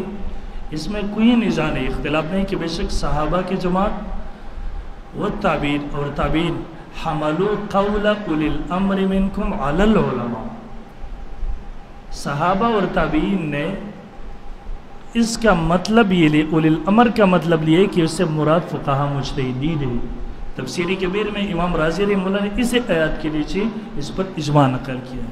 بہرحال 2 باتیں کنفرم ہو گئی. نمبر 1 اولی الامر سے مراد فقہاء مجتہدین ہے. نمبر 2 یا اطیعوا امر کا صیغہ ہے اور امر وجوب کے لیے آتا ہے، تو اس سے تقلید کی وجوب ثابت ہو گیا. 2 بات. تیسرے نمبر پر آپ یہاں آئیں گے تو یہ لوگ مختلف اشکالات کریں گے. سب سے پہلے اشکال کریں گے یار آپ نے تقلید شخصی ثابت کرنا ہے اور یہ اولی الامر جمع ہے، تو کیسے اس سے تقلید شخصی ثابت کریں گے؟ تو آپ ان کو بتا دی جواب دے کہ یہ تو مشہور ضابطہ ہے. یہ تو مشہور ضابطہ ہے جب جمع کی نسبت جمع کی طرف ہو جائے تو اس کے تقسیم احاد پر ہوتا ہے. آپ دیکھیے قرآن مجید میں آتے فَغْسِلُوا وُجُوهَكُمْ فَغْسِلُوا وُجُوهَكُمْ. وضو کے دوران آپ وجوہ جمع آیا ہے. ابھی آج تک آپ جو وضو کرتے تو صرف اپنا چہرہ دھوتی ہے یا اور لوگوں کے چہرے بھی دھوتی؟ تو یہ وجوہ جمع آیا ہے. تو یہ ہم قاعدہ پڑھ کے جمع کی نسبت جمع کی طرف ہو جائے تو تقسیم ہاتھ پر ہوتا ہے. اسے یا فَأْتُوا حَرْثَكُمْ یا 3-4 مثالیں اور بھی قرآن مجید، لیکن ایک سیکھ لی فَغْسِلُوا وُجُوهَكُمْ. جمع کی نسبت جمع کی طرف ہو گئی تو اس سے تقسیم کن پر ہوا ہے؟ ہاتھ پر. اسی طرح یہی مراد ہے یا ایھا الذین آمنوا اطیعوا اللہ واطیعوا الرسول واولی الامر منکم. جمع کی نسبت جمع کی طرف ہو گئی تو تقسیم ہاتھ پر ہو گیا. اس سے تقلید شخص سے بالکل واضح ثابت ہوگی. دوسری نمبر پر یہ اعتراض کرتے اب دیکھیے یا ایھا الذین آمنوا اطیعوا اللہ وَأَطِيعُوا الرَّسُولَ وَأُولِي الْأَمْرِ. 3 چیزیں آئے ہیں: اللہ کی اطاعت، رسول اللہ صلی اللہ علیہ وسلم کی اطاعت، مجتہدین کی اطاعت. صیغہ ایک ہے اطیعوا. اب آپ بتا دیں آپ اللہ و رسول کی اطاعت کو فرض سمجھتے ہیں اور مجتہد کی اطاعت کو واجب سمجھتے ہیں، یا تو تینوں کی اطاعت کو فرض مان لیں یا تینوں کی اطاعت کو واجب مان لیں؟ یہ تفریق کیوں کرتے ہیں؟ تو آپ نے پڑھے ہوں گے دلالت کی 4 قسمیں آپ نے پڑھیں گے، قطعی الثبوت، قطعی الدلالت، ظنی الثبوت، ظنی الدلالت، قطعی الثبوت، ظنی الدلالت، ظنی الثبوت، قطعی الدلالت، یہ 4 قسمیں آپ نے پڑھی۔ اطیعوا اللہ و اطیعوا الرسول، یہ قطعی الثبوت بھی ہے، قطعی الدلالت بھی ہے، اس کو ہم فرض کہتے ہیں، اس کے منکر کو کافر سمجھتے ہیں۔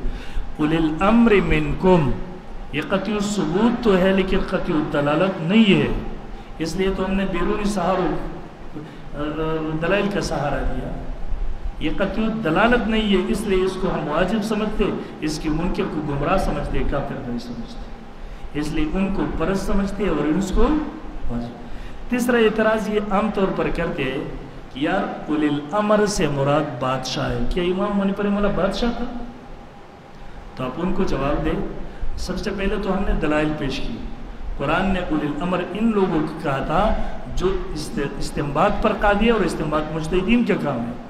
القرآن یفسر، قرآن بعض کی تفسیر کرتے ہیں۔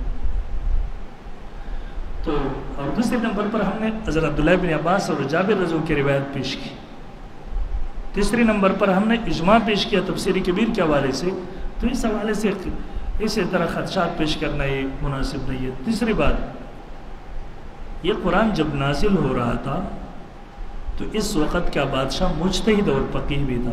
سب سے پہلے خلیفہ ابوبکر رضی اللہ عنہ خلیفہ بھی تھا اور مجتہد بھی تھا، عمر فاروق، عثمان غنی، علی رضی اللہ عنہ، ان میں سے ہر ایک مجتہد بھی تھا اور بادشاہ بھی تھا۔ تو اگر خواہ مخواہ اس کا مطلب لینا ہے تو قرآن کی نزول کے زمانہ دیکھو، پھر جب بعد میں سیاست بھی دین لوگوں کے ہاتھ میں چلا گیا تو یہ قسم اشکالات وارد ہو گئے۔ اب اگر آپ کا دل چاہے تو چلو آج کے شہباز شریف کی تقلید کرو، ہم تو امام ابو حنیفہ رحمہ اللہ کی تقلید پر راضی ہیں، بلکہ یہاں پر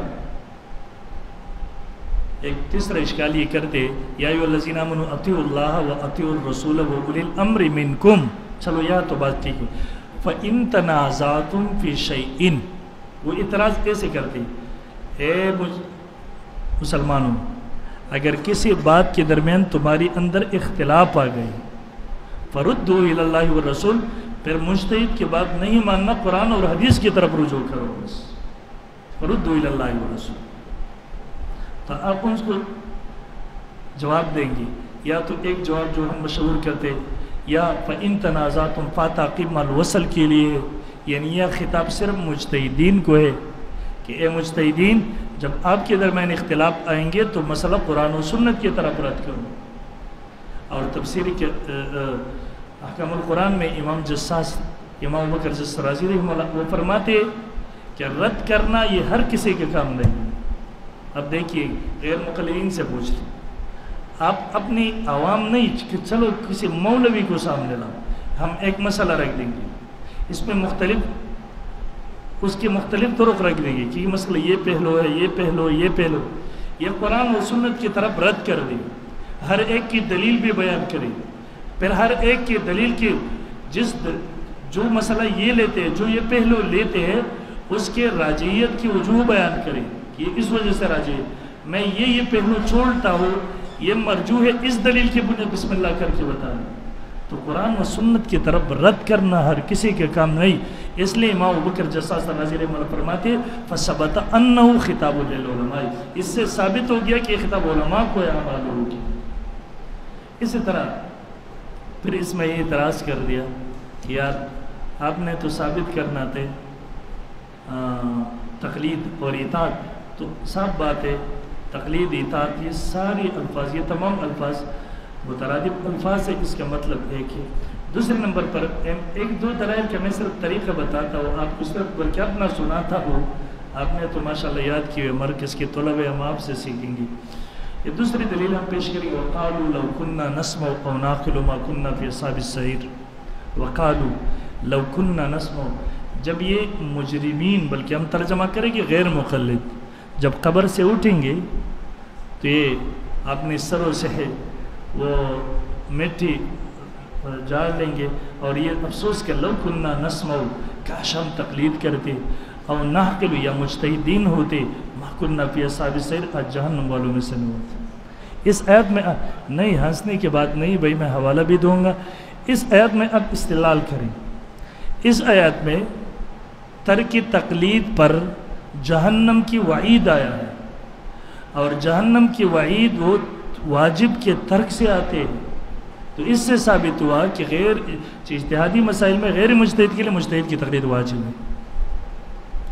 یہ ترجمہ کس نے کیا ہے؟ نمبر 1 شاہ عبدالعزیز رحمہ اللہ تفسیر عزیز آپ نے پڑھے ہوگی، بلکہ یا بری صغیر میں کوئی اپنی حدیث کی سند حضور تک پہنچانا چاہتے ہیں، درمیان سے شاہ ولی اللہ اور شاہ عبدالعزیز کو نکال دیے، کبھی نہیں پہنچا سکتے. شاہ عبدالعزیز آپ نے پڑھے ہوں گے، سنے ہوں گے کہ عجمی زبان میں سب سے پہلے قرآن کا ترجمہ لکھنے والے شاہ ولی اللہ رحمہ اللہ ہے، اور عجمی میں تفسیر لکھنے والا شاہ عبدالعزیز رحمہ اللہ ہے. علماء لکھتے اگر ان دو آدمیوں نے جرأت نہ کیا ہوتا تو شاید قیامت تک کسی کو یہ توفیق نہیں ملتی کہ عجمی میں ترجمہ اور تفسیر کرے. اور شاہ عبدالعزیز کی تفسیر کے بارے میں علماء لکھتے ہیں کہ کاش اگر شاہ عبدالعزیز رحمہ اللہ یہ مکمل کرتے تو عجمی زبان میں قرآن کی جتنی تفاسیر لکھی ہے، تو ابن کثیر وغیرہ جتنے بھی تفاسیر ہیں، یہ سب کا قرض ادا کر چکے ہوتے، لیکن کاش مکمل نہ کیا. اور شاہ صاحب خود بھی لکھتا ہے کہ قیامت کے دن لوگ اپنے اعمال کو لے کر اللہ کے سامنے جائیں گے. میں اپنی تفسیر عزیز کو بغل میں پکڑ کے اللہ کے سامنے جاؤں کہ اللہ میرا یہ عمل یہ ہے. اسی تفسیر کے اندر شاہ صاحب لکھتے 29واں پارہ اسی آیات کے نیچے و بعضی از مفسرین نسمع ربر تقلید و ناقل ربر تحقیق ہم النمودان کہ یہ کیا دو راہ نجات. مفسرین و بعضی نسمع پر تقلید باندھی اور ناقل پر تحقیق باندھی عمل کرلے چی تک دو لاری در نجات کہ یہی دو راہ نجات کی. اور یہی بات تفسیر حقانی میں شیخ عبدالحق محدث دہلوی رحمہ اللہ نے بھی لکھا ہے. اس کی عبارت میں آپ کو پڑھ تک سناتا ہوں. شاہ صاحب رحمہ اللہ حقانی جلسات صفحہ نمبر 169 میں لکھتا ہے انسان کے فلاح کے دو ہی طریقے ہیں. اول اور آسان یہ کہ کسی ناصح اور ہادی کے بات سن کر مان لے، یہ تقلید کا مرتبہ ہے اس لیے اس کو مقدم کیا. دوم یہ کہ خود عقلی سلیم سے غور و تدبر کری، یہ اجتہاد کا مرتبہ ہے. پھر جس کو دونوں باتیں نصیب نہ ہو تو اس کے برباد ہونے میں کیا شک ہے. اور یہی بات پھر بخاری شریف جلد نمبر 1 صفحہ 258 مکتبہ رحمانیہ باب المیت یسمع خفق النعال میں روایت موجود ہے. یہ فرشتے منافق کو قبر کے اندر اس کی پٹائی کرے گا، وہ کرے گا ہاں لا ادری. فرشتے اس کو لا دریتا ولا تلیتا، نہ تو نے کسی کی تقلید، نہ خود مجتہد تھا نہ کسی کی تقلید کی. اس کے نیچے حاشیہ پر علامہ سہارنپوری رحمہ اللہ لکھتے لتبات العلماء بالتقلید فیما یقول. میں ایک علاقے میں گیا تھا دیر براول، یہ ایک مجمع تھا، پورا بڑا مجمع تھا. اس میں ایک غیر مقلد ایک مدرسے کے محتمم بیٹھا ہوا تھا. تو جب بیان ختم ہو گیا سوالات شروع ہو گئے. یہ اٹھ کر سوال کرتے مجھ سے، تو مجھے کہتے قبر میں تقلید کے بارے میں سوال ہوگی. اب اس کا مطلب ان چیزوں سے یہ ہوتا ہے کہ یہ مسئلہ کوئی ضروری نہیں. اگر یہ ضروری ہوتا تو قبر میں تو اس کے بارے میں پوچھا. تو میں نے لوگوں سے پوچھا بھائی قبر میں نماز کے بارے میں سوال ہو، کہتے نہیں. میں نے کہا زکوٰۃ کے بارے میں، کہتے نہیں. میں نے کہا اسی طرح ختم نبوت کے بارے میں ایک ایک سوال کروں. میں نے کہا قبر یہ پھر یہ سب چھوڑ لو کیونکہ قبر میں سوال نہیں ہوگا تو یہ فضول ہو گیا نعوذ باللہ. یہ انداز ہوتے ہیں منکرین کا. تو پھر میں نے کہا آپ تو قبر میں کہتے، میں دلیل کے ساتھ کیا تو انشاءاللہ حشر کے میدان میں بھی پوچھوں. پھر قبر کے لیے میں نے یہ پیش کیا لا تلیت ولا دلیت. پھر میں نے حوالہ بھی اس میں، پھر میں نے وقالوا لو كنا نسمع ونعقل پڑھا. میں نے کہا حشر میں بھی ہوگی یقین جانے. پھر اس طرف سے جب سوال ہوتا میں اس طرف متوجہ ہوتا. یہ سفید داڑھی والا تھا تو یہ پھر ایک آدمی کے پیچھے اس طرح چھپتا. یہ ان لوگوں کے ذہنوں میں یہی چیزیں ہوئی. بہرحال اس سے ثابت ہو گیا کہ تقلید واجب ہے. ایک دلیل میں آگے جاتا ہوں، حدیث سے سناتا ہوں، زیادہ نہیں، صرف ایک حدیث سناؤں گا کیونکہ آپ نے سب پڑھے. میں صرف اپنے ذوق کے مطابق آپ نے پڑھے بخاری شریف جلد 1 صفحہ 324 مکتبہ رحمانیہ. اکرمہ سب سے پہلے آپ پس منظر کو سمجھ لیں. مکہ مکرمہ والے حضرت ابن عباس رضی اللہ عنہ کی تقلید شخصی کرتے تھے. مدینہ منورہ والے حضرت زید بن ثابت رضی اللہ عنہ کی تقلید شخصی کرتے تھے. حضور صلی اللہ علیہ وسلم کے رحلت کے بعد مدینہ منورہ والی وہ حج کے لیے آئی تھی، حج کے موسم میں. ان کے مجتہد زید بن ثابت ان کے ساتھ نہیں تھا، وہ حج کے لیے نہیں آئی تھی. ان کو مسئلہ درپیش ہو گیا. مسئلہ ان کو یاد تھا، لیکن مزید تسلی کے لیے حج کے موسم میں، حج کے دوران مکہ مکرمہ کا مجتہد ابن عباس رضی اللہ عنہما موجود تھا. تو یہ اپنی تسلی کے لیے ان کے پاس آ گئی، ان سے مسئلہ پوچھا. انہوں نے جواب دیا. انہوں نے کہا یہ واپس ہو جائے. تو انہوں نے جواب دیا لا نأخذ بقولک وندع قول زید. ہم زید رضی اللہ عنہ کے مذہب، ان کے رائے کے مقابلہ میں آپ کے مذہب کو کبھی قبول نہیں کریں گے، کبھی نہیں مانیں گے.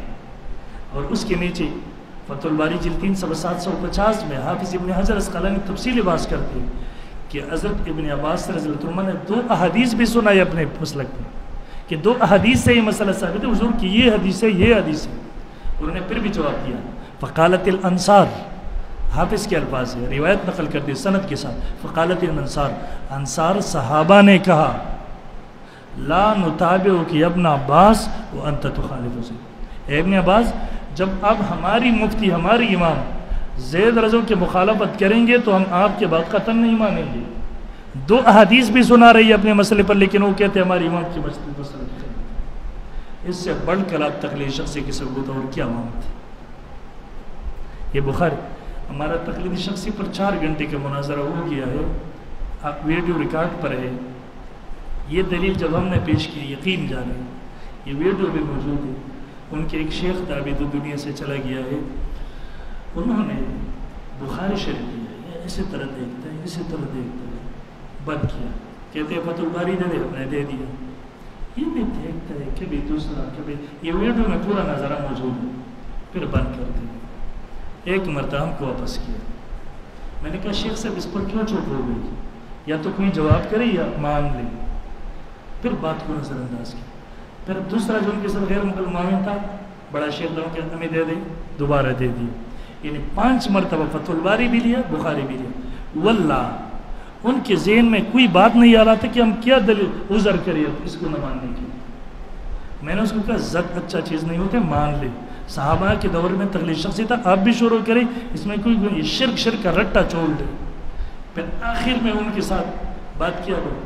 انہوں نے کیا جواب کیا؟ مجھے کہتے ہیں جب ہم نے بہت مجبور کی، کہتے ہیں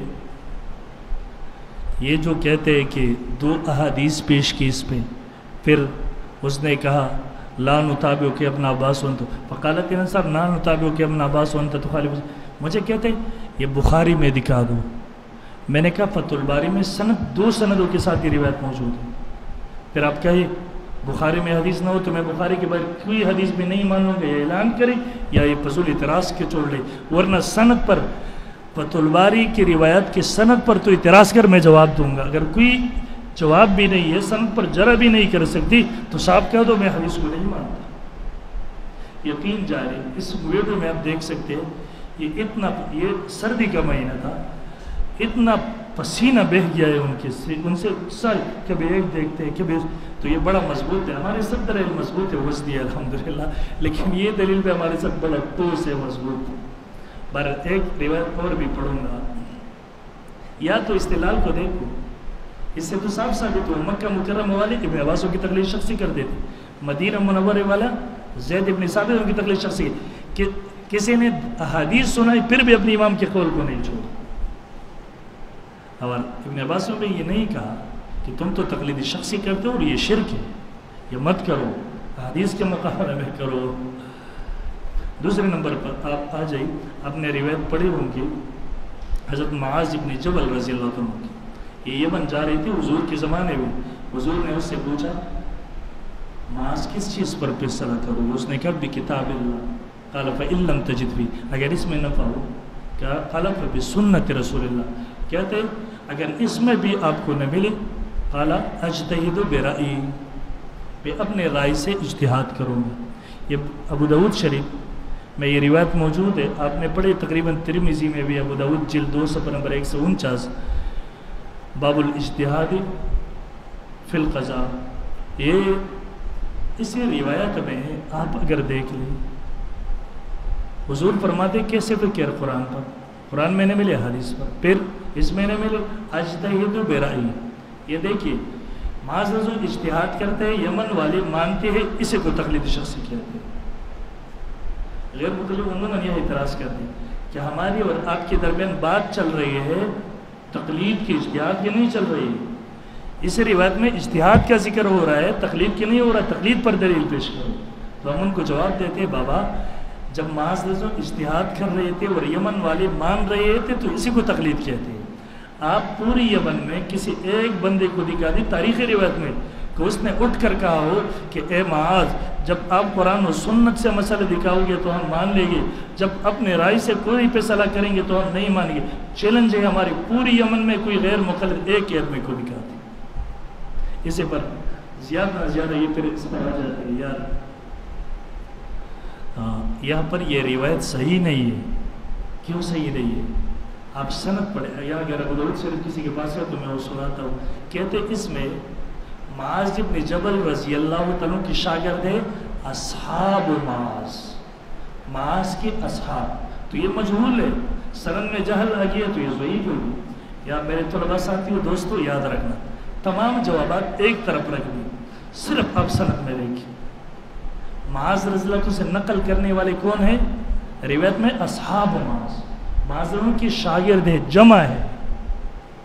یہاں پر راوی کے تعین کیوں نہیں آیا؟ کیونکہ ایک دو آدمی ہے نہیں کہ تعین کرے. معاذ سے نقل کرنے والے ان کے سب شاگرد ہیں. جب یہ بہت زیادہ ہے، جمع کا صیغہ ہے، شاگرد ہے، اس لیے تعین نہیں ہو رہا ہے. ان غریبوں کو جو اشکال پیدا ہوتا ہے یہ بات کو سمجھتے رہیے. اب یا تو پورا جماعت شاگردوں کے نقل کر رہا ہے تو یا جہل کا اعتراض کرنا بہت بھی فائدہ. اور دوسری نمبر پر آپ نے پڑھا ہے وَكَذَا إِذَا تَلَقَّتُ الْأُمَّةُ بِالْقَبُولِ وَالصَّحِيحُ مَا تَلَقَّتُ الْأُمَّةُ بِالْقَبُولِ وَإِن لَّمْ يَكُن لَّهُ إِسْنَادٌ صَحِيحٌ. میں اپنے طلباء کو تدریب الراوی پڑھاتا ہوں 6-7 سال سے. تو وہاں پر جب حدیث صحیح کی تعریف آ جاتا ہے تو وہاں تدریب الراوی میں نیچے امام سیوطی رحمہ اللہ 2 تعریفات اور کی ہے، 3 تعریفات ہیں حدیث صحیح کے جو ہم پڑھاتی ہے. وہاں ایک تعریف تو یہی ہے جو مشہور 5 شرائط ہم اس کے لیے پڑھ لیں کہ راوی ضابط ہو اور عادل ہو اور سند میں انقطاع نہ ہو اور حدیث شذوذ سے پاک و علت قادحہ نہ ہو. یہ 5 شروط جو پڑھتے یہ ایک تعریف ہے، یہ 2 نظر انداز کرتے. ایک تعریف یہ ہے وَكَذَا إِذَا تَلَقَّتُ الْأُمَّةُ بِالْقَبُولِ وَالصَّحِيحُ مَا تَلَقَّتُ الْأُمَّةُ بِالْقَبُولِ وَإِن لَّمْ يَكُن لَّهُ إِسْنَادٌ صَحِيحٌ. چاروں ائمہ نے اس کو قبول کیا ہے، چاروں مذاہب والوں نے اس کو قبول کیا تھا، حتیٰ کہ غیر مقلدین بھی استدلال کے بنیاد، اجتہاد کی بنیاد اسے پر رکھتے ہیں جو اپنے لیے اجتہاد ثابت کرتے ہیں. اور تیسرے نمبر پر آپ علامہ الموقرین ابن قیم رحمہ اللہ کے دیکھیں گے تو اس میں حافظ ابن قیم رحمہ اللہ اس کے ایک تیسرا سند بھی ذکر کیا. یہ جلد نمبر 1 صفحہ 175 پر آپ دیکھیں گے تو وہ کہتے ہیں ان عبارۃ عن عبد الرحمن عن معاذ ابن جبل. اور فرمائے دیکھیے عبد الرحمن معاذ ابن جبل سے نقل کرتے ہیں تو جہل ختم ہو گیا، تعین ہو گیا راوی کی. معاذ ابن جبل سے نقل کرنے والا کون ہے؟ عبد الرحمن. راوی کی تعین ہو گیا علامہ الموقرین میں تو اعتراض بھی دفع ہو گیا. اور اس کے بارے میں بھی علامہ ابن قیم رحمہ اللہ فرماتے ہیں وَهَذَا إِسْنَادٌ مُتَّصِلٌ وَرِجَالُهُ مَعْرُوفُونَ بِالثِّقَةِ. بہرحال یہ تو دلائل آپ نے پڑھی ہے سنی ہے. میں ایک اس کے نہج پر آپ کو ان کے دعویٰ کی طرف لے کر آتا ہوں، پھر میں اس کو ختم کرتا ہوں. تصویر کے دوسرے وقت کی طرف آپ آ جائیں. یہ جب اپنا دعویٰ لکھیں گے تو ان کا انداز کیا ہوگا؟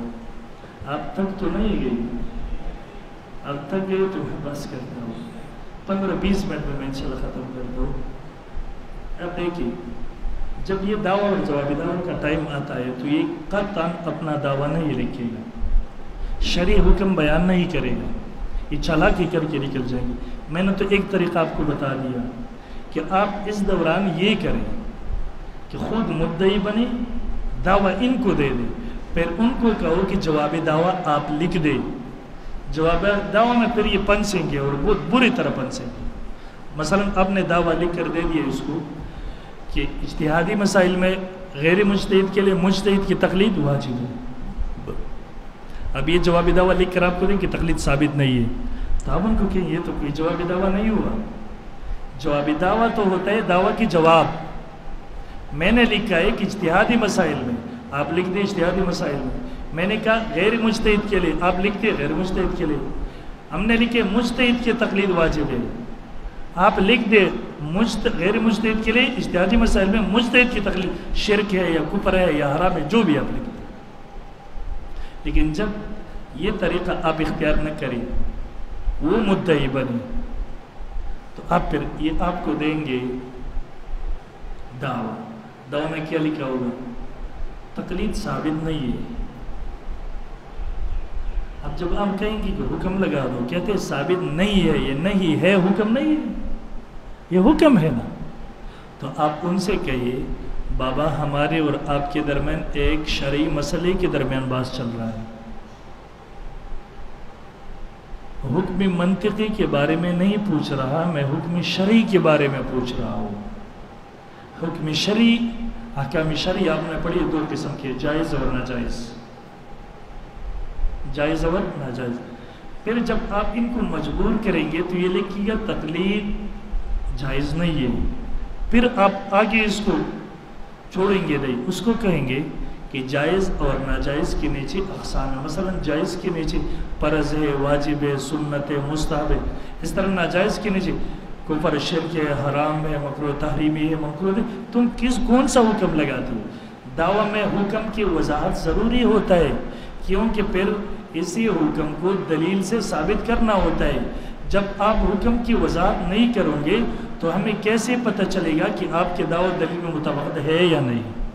آپ شرک سمجھ دیکھو گے تو پھر میں آپ کے دلیل و دعویٰ کے درمیان مطابقت دیکھوں گا کہ شرک کے مطابق دلیل ہے یا نہیں.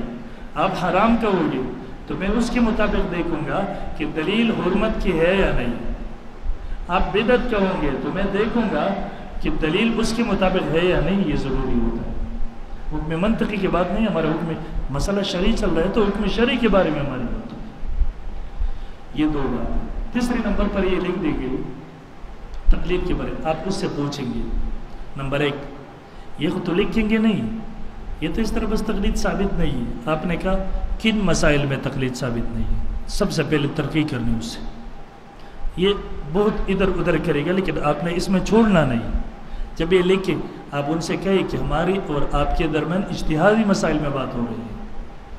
آپ لکھ دیں اجتہادی مسائل میں. نمبر 2, کن کے لیے, مجتہد کے لیے یا غیر مجتہد کے لیے, تعین کرو اس کی. تیسری ترقی آپ نے ان سے کرنا ہے کہ کس کے تقلید, مجتہد کی یا غیر مجتہد کی تقلید. نمبر 4, اس سے آپ نے پوچھیں گے کہ آپ نے تو ہم سے تنقید کیا تھا کہ لکھ دو امام ابو حنیفہ کی تقلید واجب ہے, چلو آپ بھی ابھی لکھ دے کہ امام ابو حنیفہ کی تقلید حرام ہے, شرک ہے. یہ لکھ دو. پھر آگے تنقید کرے یا تقلید شخصی کو آپ شرک سمجھتے ہیں, بدعت سمجھتے ہیں, یا مطلق تقلید کو. آپ یہ ضرور یہ ترقی کریں. اس میں فائدہ یہ ہوگا جب یہ دعویٰ لکھ دیں گے نا, آپ سب کچھ لکھ دیں, آپ کے ساتھ کاغذ ہونی چاہیے مبادیات کے اندر. جب یہ کہیں گے ہم اجتہادی مسائل میں, اب لکھ دیں اجتہادی مسائل, یہ وہاں لکھ دیں ہم تقلید مطلق تقلید کو ناجائز, اب یہ لکھ دیں مطلق تقلید کو ناجائز سمجھتے, شرک سمجھتے, جو بھی لکھ دے وہاں لکھ دیں. پھر یہ کاغذ آپ کے ساتھ ہونے چاہیے. جب یہ دلیل پیش کریں گے, مثال کے طور پر آپ اس طرف آ جائیں, یہ دلیل پیش کریں گے, یہ کہے گا کہ تقلید شخصی بدعت ہے. یہ مناظرہ میں اس سے آگے نہیں لکھتے. یہ کیا لکھیں گے؟ تقلید شخصی بدعت ہے. تقلید شخصی, یہ خوب اچھی طرح اس کو سمجھے کیونکہ وقت زیادہ نہیں کہ میں اس پر زیادہ گفتگو کروں. یہ لکھیں دو صورت ہے, یہ یا تو لکھیں گے تقلید شخصی بدعت ہے. جب یہ بدعت لکھ دیں گے تو آپ نے دلائل پہ اب نظر رکھنا ہے. یہ مثال بطور یہ دلیل پیش کریں گے, اتبعوا ما انزل الیکم من ربکم ولا تتبعوا من دونه اولیاء. اس کو کہو. نمبر 1 بات, پہلی بات یہ ہے آپ نے کہا تقلید شخصی بدعت ہے. اگر واقعی اسی آیات میں تقلید کر رہتے ہیں تو اس سے تو شرک ہونا ثابت ہو رہا ہے. اس سے تنقید کرے گا کہ یہ تقلید شخصی شرک ہے یا بدعت ہے. جب یہ بدعت لکھ دی تو اب ان سے پوچھیں شرک اور بدعت میں فرق ہے یا دونوں ایک چیز ہے؟ یہ کہیں گے فرق ہے. آگے تیسرا ترقی کریں، یہ مبادیات کے اندر یہ چیزیں ہوتی ہیں. یا جو آدمی بدعت کو شرک کہے اور شرک کو بدعت کہے، اس کے بارے میں کیا حکم ہے؟ کیونکہ بدعت اور شرک کے اندر تو زمین اور آسمان کا فرق ہے. تب یہ دلیل پیش کریں، اتبعوا ما انزل الیکم ولا تتبعوا من دونہ. اس آیات سے اگر واقعی تقلید کے رد ہوتا ہے آپ کے ذہن کے مطابق، یا اس میں تو پھر تقلید، اس سے تقلید بدعت تو ثابت نہیں ہو رہا تھا. آپ کا دعویٰ ہے تقلید بدعت ہے، اور اس سے پھر ثابت ہوتا ہے کہ تقلید شرک ہے. آپ کے دعوے اور دلیل میں مطابقت کیوں نہیں ہے؟ دوسرے نمبر اول سے آپ نے کہا تھا تقلیدی شخصی بدعت ہے، اور اس میں کیا وَلَا تَتَّبِعُوا مِن دُونِي أَوْلِيَاءَ جمع ہے، اس میں تقلیدی شخصی تو نہیں ہے. آپ کا دعویٰ تھا امام ابو حنیفہ کے تقلیدی شخصی شرک ہے، تو یہاں تو وَلَا تَتَّبِعُوا مِن دُونِي أَوْلِيَاءَ ہے. امام ابو حنیفہ کا نام تو نہیں ہے کہ اس کی تقلید حرام. آپ بھی ان کے طریقے سے اس کو پکڑیں. یقین کریں آج کی مناظرے کا میدان اصولوں کا نہیں، یہ الزام کے میدان ہے. یقین جانے کبھی کبھی آپ کو اپنے اصول کا انکار کرنا پڑتا ہے مناظرے کے میدان. ہمارا ایک مناظرہ تھا، مناظرہ تو نہیں تھا، میں نے درس دیا ہوا قراءۃ خلف الامام کے موضوع پر پشاور میں، حیات آباد میں. پھر وہاں سے مجھے کال آئی، فون آیا، ایک عامی آدمی میرے ساتھ گفتگو. میں نے کہا آپ نے قراءۃ خلف الامام کے موضوع پر درس دیا ہے، اس لیے ہماری کچھ اشکالات ہیں، ہم عام لوگ ہیں، لندن سے آئے، یہاں آپ رہتے، کہتے کچھ اشکالات ہیں، ہم آنا چاہتے. میں نے کہا آؤ، مجھے تو نہیں پتہ یہ مناظرے کے لیے آ رہا ہے. جب یہ مناظرے کے لیے جب پہنچ گئی تو ان کے ساتھ ایک دو مولوی تھی اور کتابوں کی بجائے لیپ ٹاپ تھی ان کے ساتھ، کتابوں پورے مکتبے کھلائے. جب یہ بیٹھ گئی، اب اگر عوام کے درمیان میں یہ کہتا کہ بھائی ہمارے اور آپ کے درمیان تو مناظرہ طے نہیں ہو گیا، آپ نے دھوکہ کر دیا، تو عوام کہیں گے یہ مولوی ڈر کیا. یہ عوام تو نہیں سمجھتی ان چیزوں کو. اب میں نے میدان سنبھالنا ہو تاوا، میں نے سب کو پہلے اس کو پکڑا. میں نے کہا چلو ٹھیک ہے، آپ کے عمل کی 3 اجزاء ہیں. آپ کے نزدیک مقتدی کے لیے نماز سر ہو یا جہری، مقتدی کے لیے سورہ فاتحہ پڑھنا واجب ہے. اور دوسری نمبر، آپ مقتدی کے لیے سر رکعتوں میں باقی صورت کو پڑھنا مستحب سمجھتے ہیں، اور جہری رکعتوں میں آپ کے نزدیک مقتدی کے لیے باقی صورت کا پڑھنا حرام ہے. میں نے کہا عمل کی ان 3 چیزوں کو، ان 3 اجزاء کو کسی ضعیف دلیل سے دکھا. اب اس میں کبھی ایک دلیل کبھی دوسری، یہ آخر میں ابو داؤد کی روایت پر آ کر پاس کی مجھے کہ لا تفعلوا الا بأم القرآن ابو داؤد سے. میں نے کہا لیپ ٹاپ بند کرو. میں نے مکتبہ سے ابو داؤد شریف نکال کے اس کو دی روایت کو. میں نے کہا یہ پڑھو. جب یہ پڑھا سند پڑھا. میں نے کہا اس میں راوی سند پڑھو. سند پر تو 3 راویوں پر ہماری بات ہوتی ہے، لیکن یہ ایک راوی میں نے ان کو پکڑا. میں نے کہا اس میں محمد ابن اسحاق ابن یسار. تو اس کو میں نے کہا یہ عوام تھے، عوام تو یہ بات نہیں سمجھتے، ان کے ذہن کے مطابق آپ نے بات کرنی ہوتی ہے. میں نے اس سے کہا روایت کے لیے سب سے پہلا شرط کیا ہے؟ انہوں نے کہا مسلمان ہونا. میں نے کہا اس پر پھر میں نے ایمانیات پڑھے، آمنت باللہ و ملائکتی. میں نے کہا اس میں تقدیر ہے یا نہیں کہتے ہیں. پھر میں نے ابو داؤد شریف نکال کر بیٹھ القدریۃ مجوس ھذی الامہ، قدریہ اس امت کی مجوس ہے. تو میں نے میزان اعتدال علامہ ذہبی کی نکال کر دے دیا. اس میں محمد ابن اسحاق ابن یسار کے بارے میں لکھے قدری معتزلی، یہ تقدیر کا منکر تھا. میں نے کہا تقدیر کا منکر مسلمان نہیں، پہلے اس کی اسلام ثابت کرو، بعد میں روایت پر بات کرو. تو یہ اس نے احسن الکلام کو لے شیخ سرور امام اہل سنت شیخ سرور خان صدر سر.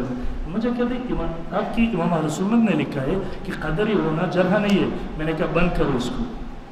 بات ہو رہی ہے حدیث پر. میں نے حدیث پیش کیا، حدیث کے مقابلے میں کسی مولوی کی بات کو پیش نہ کرو، حدیث کو لاؤ مقابلہ. اب یہ انہوں نے بند کر یہ ڈر کیا وہ. تو میں نے کہا یہ بہت حواس باختہ ہوتی ہے. مجھے کہتے کہ یہ امام ابو داؤد نے کافر سے روایت لیا ہے. میں نے کہا میں نے تو نہیں کہا، یہ ابو داؤد میں نے کھول دیا کہ القدریۃ مجوس ھذی الامہ نمبر 1. میں نے میزان اعتدال آپ کو دیا، اس نے لکھا قدری مجوس. یا تو کہو امام ذہبی نے غلط لکھا ہے، میں نے تو نہیں کہا اپنے طرف سے. یقین ہوگی تو مناظرے کے میدان میں ابھی تحقیقی میدان نہیں، الزامی میدان ہے. اس میں اصولوں سے کا انکار کرنا پڑتا.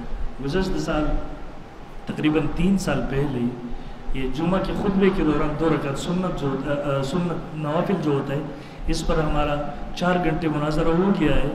وہ مناظر لاہور سے لایا تھا انہوں نے, وہ اردو پڑھا, پشتو سمجھ رہا تھا. وہ ایسا مناظر ہے, میں پشتو میں بات کرتا ہوں, وہ اردو میں بات کرتا ہے. پورا مناظر اس طرح 4 گھنٹے کا ہوا ہے. تو اس میں کیا بات کر رہا تھا میں, تو اس میں اس نے بخاری کی حدیث پڑھی, میں نے بخاری پر جرح کیا, روایت پر جرح کیا ہوا, بلکہ امام بیہقی رحمہ اللہ کے حوالے سے میں نے جرح پیش کی. ابھی اصول یہ ہے کہ بخاری مسلم کی روایت پر جرح نہیں ہوتا, وہ صحیحین ہے, لیکن وہ اصول مانتی نہیں ہے میرے ساتھ. اب امام ابو حنیفہ رحمہ اللہ پر وہ مناظرے کے دوران جرح شروع کر دیے, تو ہم نے تو اصول پڑھا ہے کہ مشہور امام پر جرح مفسر بھی قابل قبول نہیں ہے. جب یہ امام ابو حنیفہ پر جرح کریں گے تو میں بخاری کی سند پر بھی جرح کروں گا. جب یہ میرے ساتھ اصول نہیں مانیں گے تو پھر میں بھی مناظرہ میں نہیں مانوں گا. پھر ایسا ہو گیا, یہ مماتیوں نے ہمارا مناظرہ دیکھا تھا. پھر جب سماع الموتیٰ پر ہمارا مناظرہ تھا پشاور میں, بٹخیلہ میں, 4.5 گھنٹے یا 4 گھنٹے ہوئے, تو میں نے جو بخاری شریف سے روایت پڑھی, العبد اذا وضع فی قبری وتولى وزاوى صبر حتى انه لا يسمع قرآن, فوراً اس پر جرح کیا. میں نے کہا بخاری پر کیسے جرح کرتے ہو؟ تو اس نے کہا آپ نے غیر مقلد کے ساتھ فلاں مناظرے میں بخاری کی روایت پر جرح کی, ہم بھی کرتے ہیں. میں نے کہا وہ تو اصول کے نہیں مانتے, وہ تو اپنے آپ کو حنفی نہیں کہتے, وہ امام ابو حنیفہ پر جرح کرتے ہیں, تو میں نے بھی بخاری پر جرح کیا ہے. اب تم تو حنفی کہلاتے ہو, اور اس کے مطابق بعد بھی اگر تم بھی کہو کہ ہم غیر مقلد اصول نہیں مانتے تو بے شک تم جرح کرو, ہم جواب دیں. پھر میں نے تو وہی روایت طبرانی مختلف کتابوں سے دکھا کر 2، 3، 4 مختلف سندیں دکھائی, اس میں وہ راوی نہیں تھا, اور جوابات بھی تھے, لیکن یہ مثال بتا دی. ابھی کبھی مناظرے کے میدان میں آپ نے خود اصول سے انکار کرنا ہوتا ہے, کیونکہ مجبوری ہوتا ہے. جب مناظرے کے میدان میں آپ آؤ گے, یقین جانے بعض وقت ایسے باتیں سامنے آتے انسان کو خود بھی ہنسی آتے ہے کہ کیا چل رہا ہے, لیکن ہے الزام کے میدان میں, کیونکہ وہ آئے ہیں حق کی انکار کرنے. جب حق کی انکار کے لیے آئے تو اب آپ نے ان کو بگانا ہوتا ہے بہر صورت, کیونکہ جب آپ ان کو نہیں بیائیں گے تو عوام کی ایمان محفوظ نہیں ہوگی. تو اس لیے ضروری ہوتے ہیں. تو یہاں بہرحال میں یہاں بات کر رہا تھا, جب یہ کہیں گے کہ شرک ہے, دلیل پیش کریں گے تو آپ نے کہا نہیں یہ آپ کی دلیل نہیں. اور میں ایک طریقہ بتاتا ہوں آپ کو, ان کے دلائل کو رد کرنے کے لیے طریقہ کیا ہوتا ہے. مثلا میں صرف طریقہ کار بتاتا ہوں, یہ دلیل پیش کرتی ہے. مثلا قرآن مجید میں اتباع والی آیاتی ہے, تقریباً 7-8 آیات ہے. اتبعوا ما انزل الیکم من ربکم ولا تتبعوا من دونہ اولیاء, یا اس طرح دیگر آیات ہے. آپ اس میں اصول سامنے رکھیں, سب سے پہلے ان کے دعووں کو سامنے رکھیں. اس طرح جوابات پہ نہ آئے, پہلے ان کو دعویٰ کو رکھ دیں. ان سے کہہ دیں آپ کا دعویٰ تھا اجتہادی مسائل میں غیر مجتہد کے لیے مجتہد کی تقلید حرام ہے, اس میں اس کا اشارہ بھی نہیں ہے. اس میں تو یہ نہیں ہے کہ اجتہادی مسائل. نمبر 2 غیر مجتہد کے لیے. نمبر 3 مجتہد کی اس میں تو یہ نہیں ہے ولا تتبعوا من دونہ.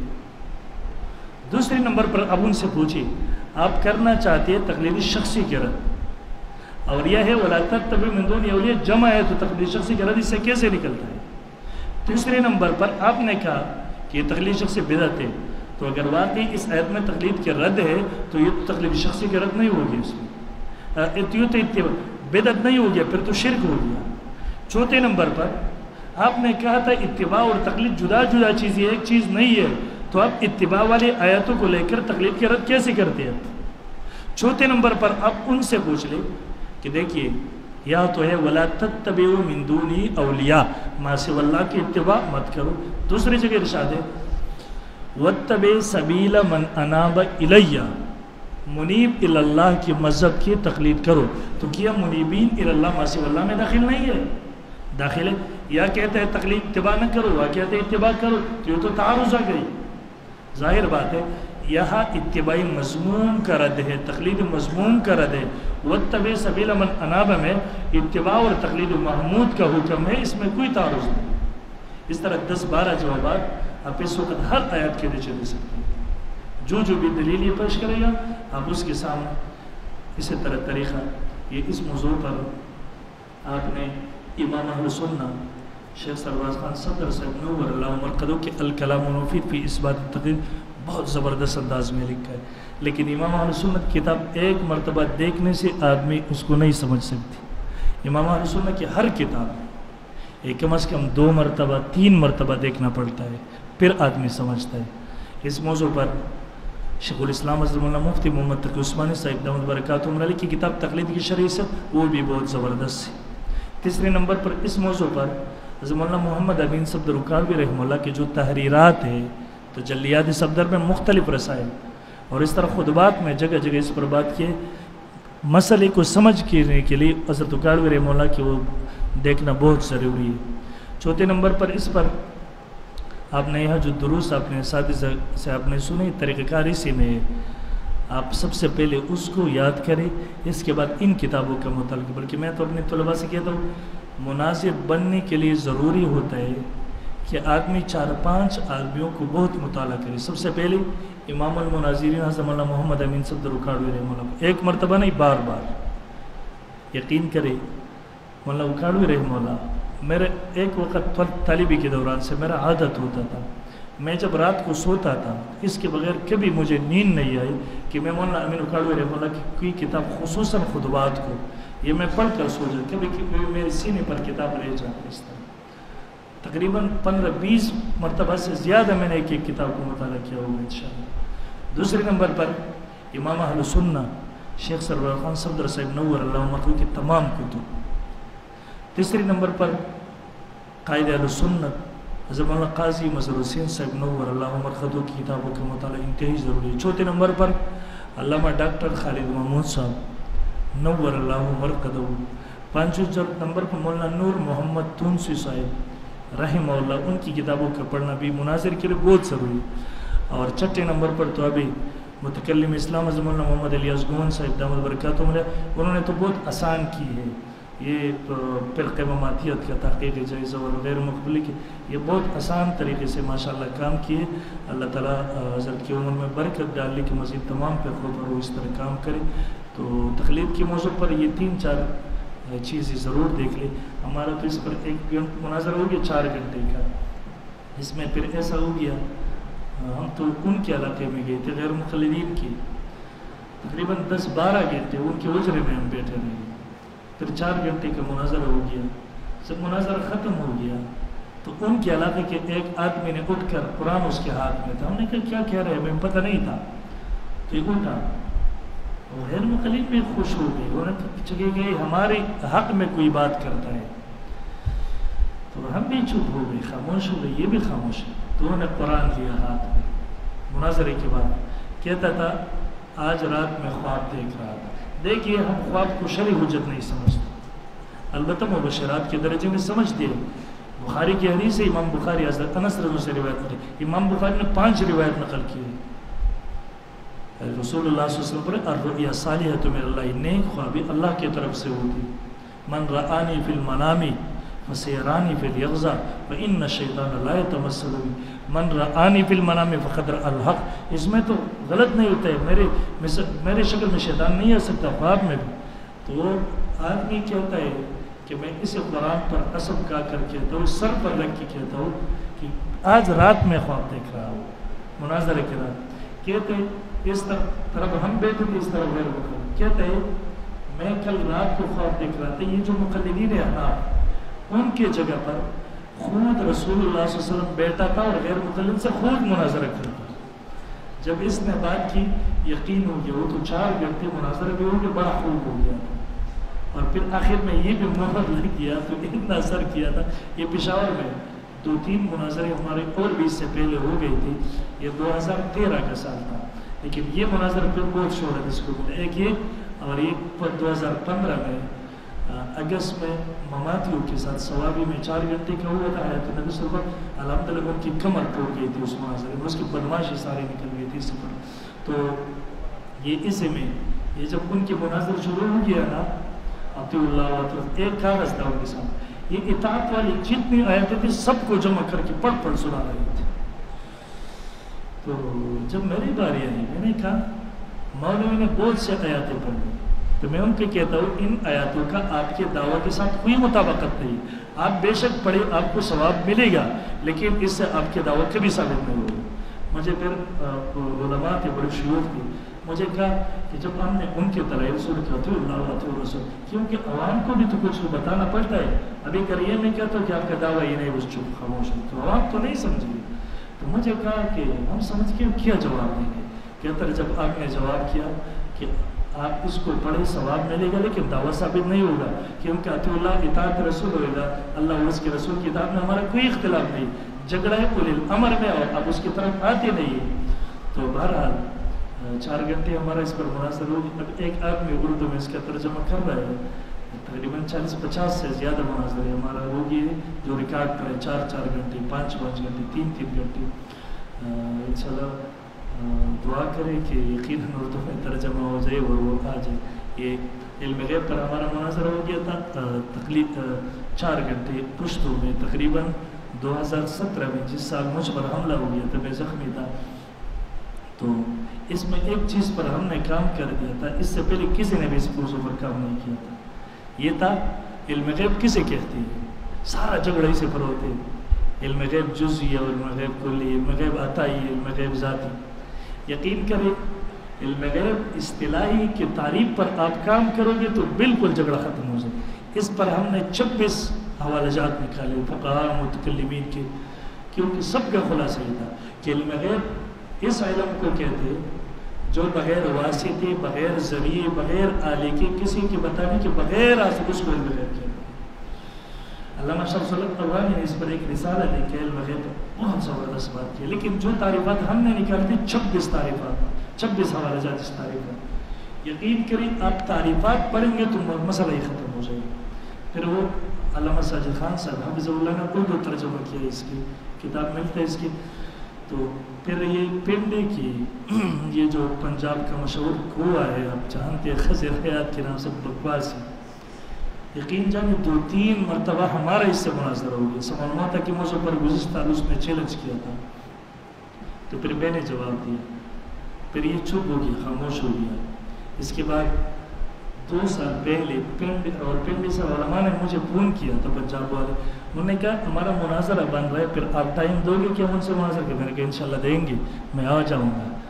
تو جب ہماری پشاور والے اس کو ٹرک کے ڈرائیور کہتے ہیں، ہم پشتو میں اس کو ٹرک ڈرائیور بولتے ہیں، اور پشتو میں کنویں کو ہم کارغہ کہتے ہیں. کارغہ ہم کہتے ہیں پشتو میں پنجاب کارغہ. تو انہوں نے مجھے فون کیا، میں نے کہا موضوع کیا کہتے ہیں سوال ہوتا ہے. میں نے کہا میرا بہت دل کرتا ہے کہ اسی موضوع پر یہ کبھی ہمارے سامنے آ جائے. تو جب بات بن گئی تو انہوں نے اس سے کہا یہ میرے بھائی کا نہیں ہے.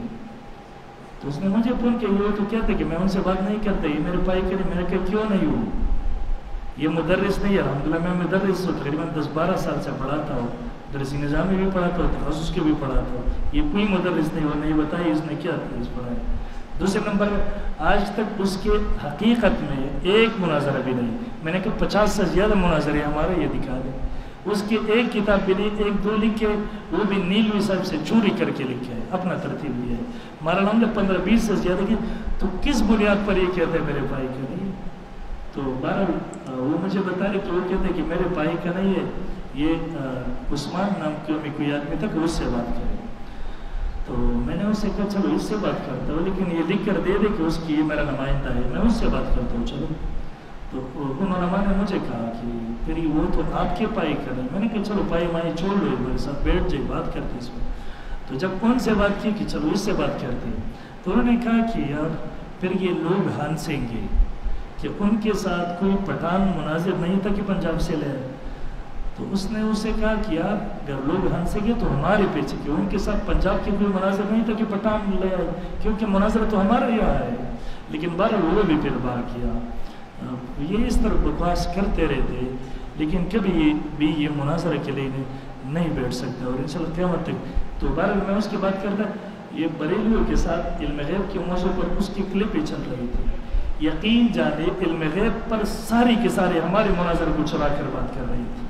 جو تعریفات تھی، جو اصول تھا، جو طریقہ کار تھا، وہ ہمارے علم غیب مناظر سے چوری کر کے وہ کر رہا تھا. مکمل تو اردو میں شائع ہو گیا تو اس سے سب چیز لے کر بات کریں، تو اردو میں آ جائیں گے تو انشاءاللہ تک پہنچ جائیں گے.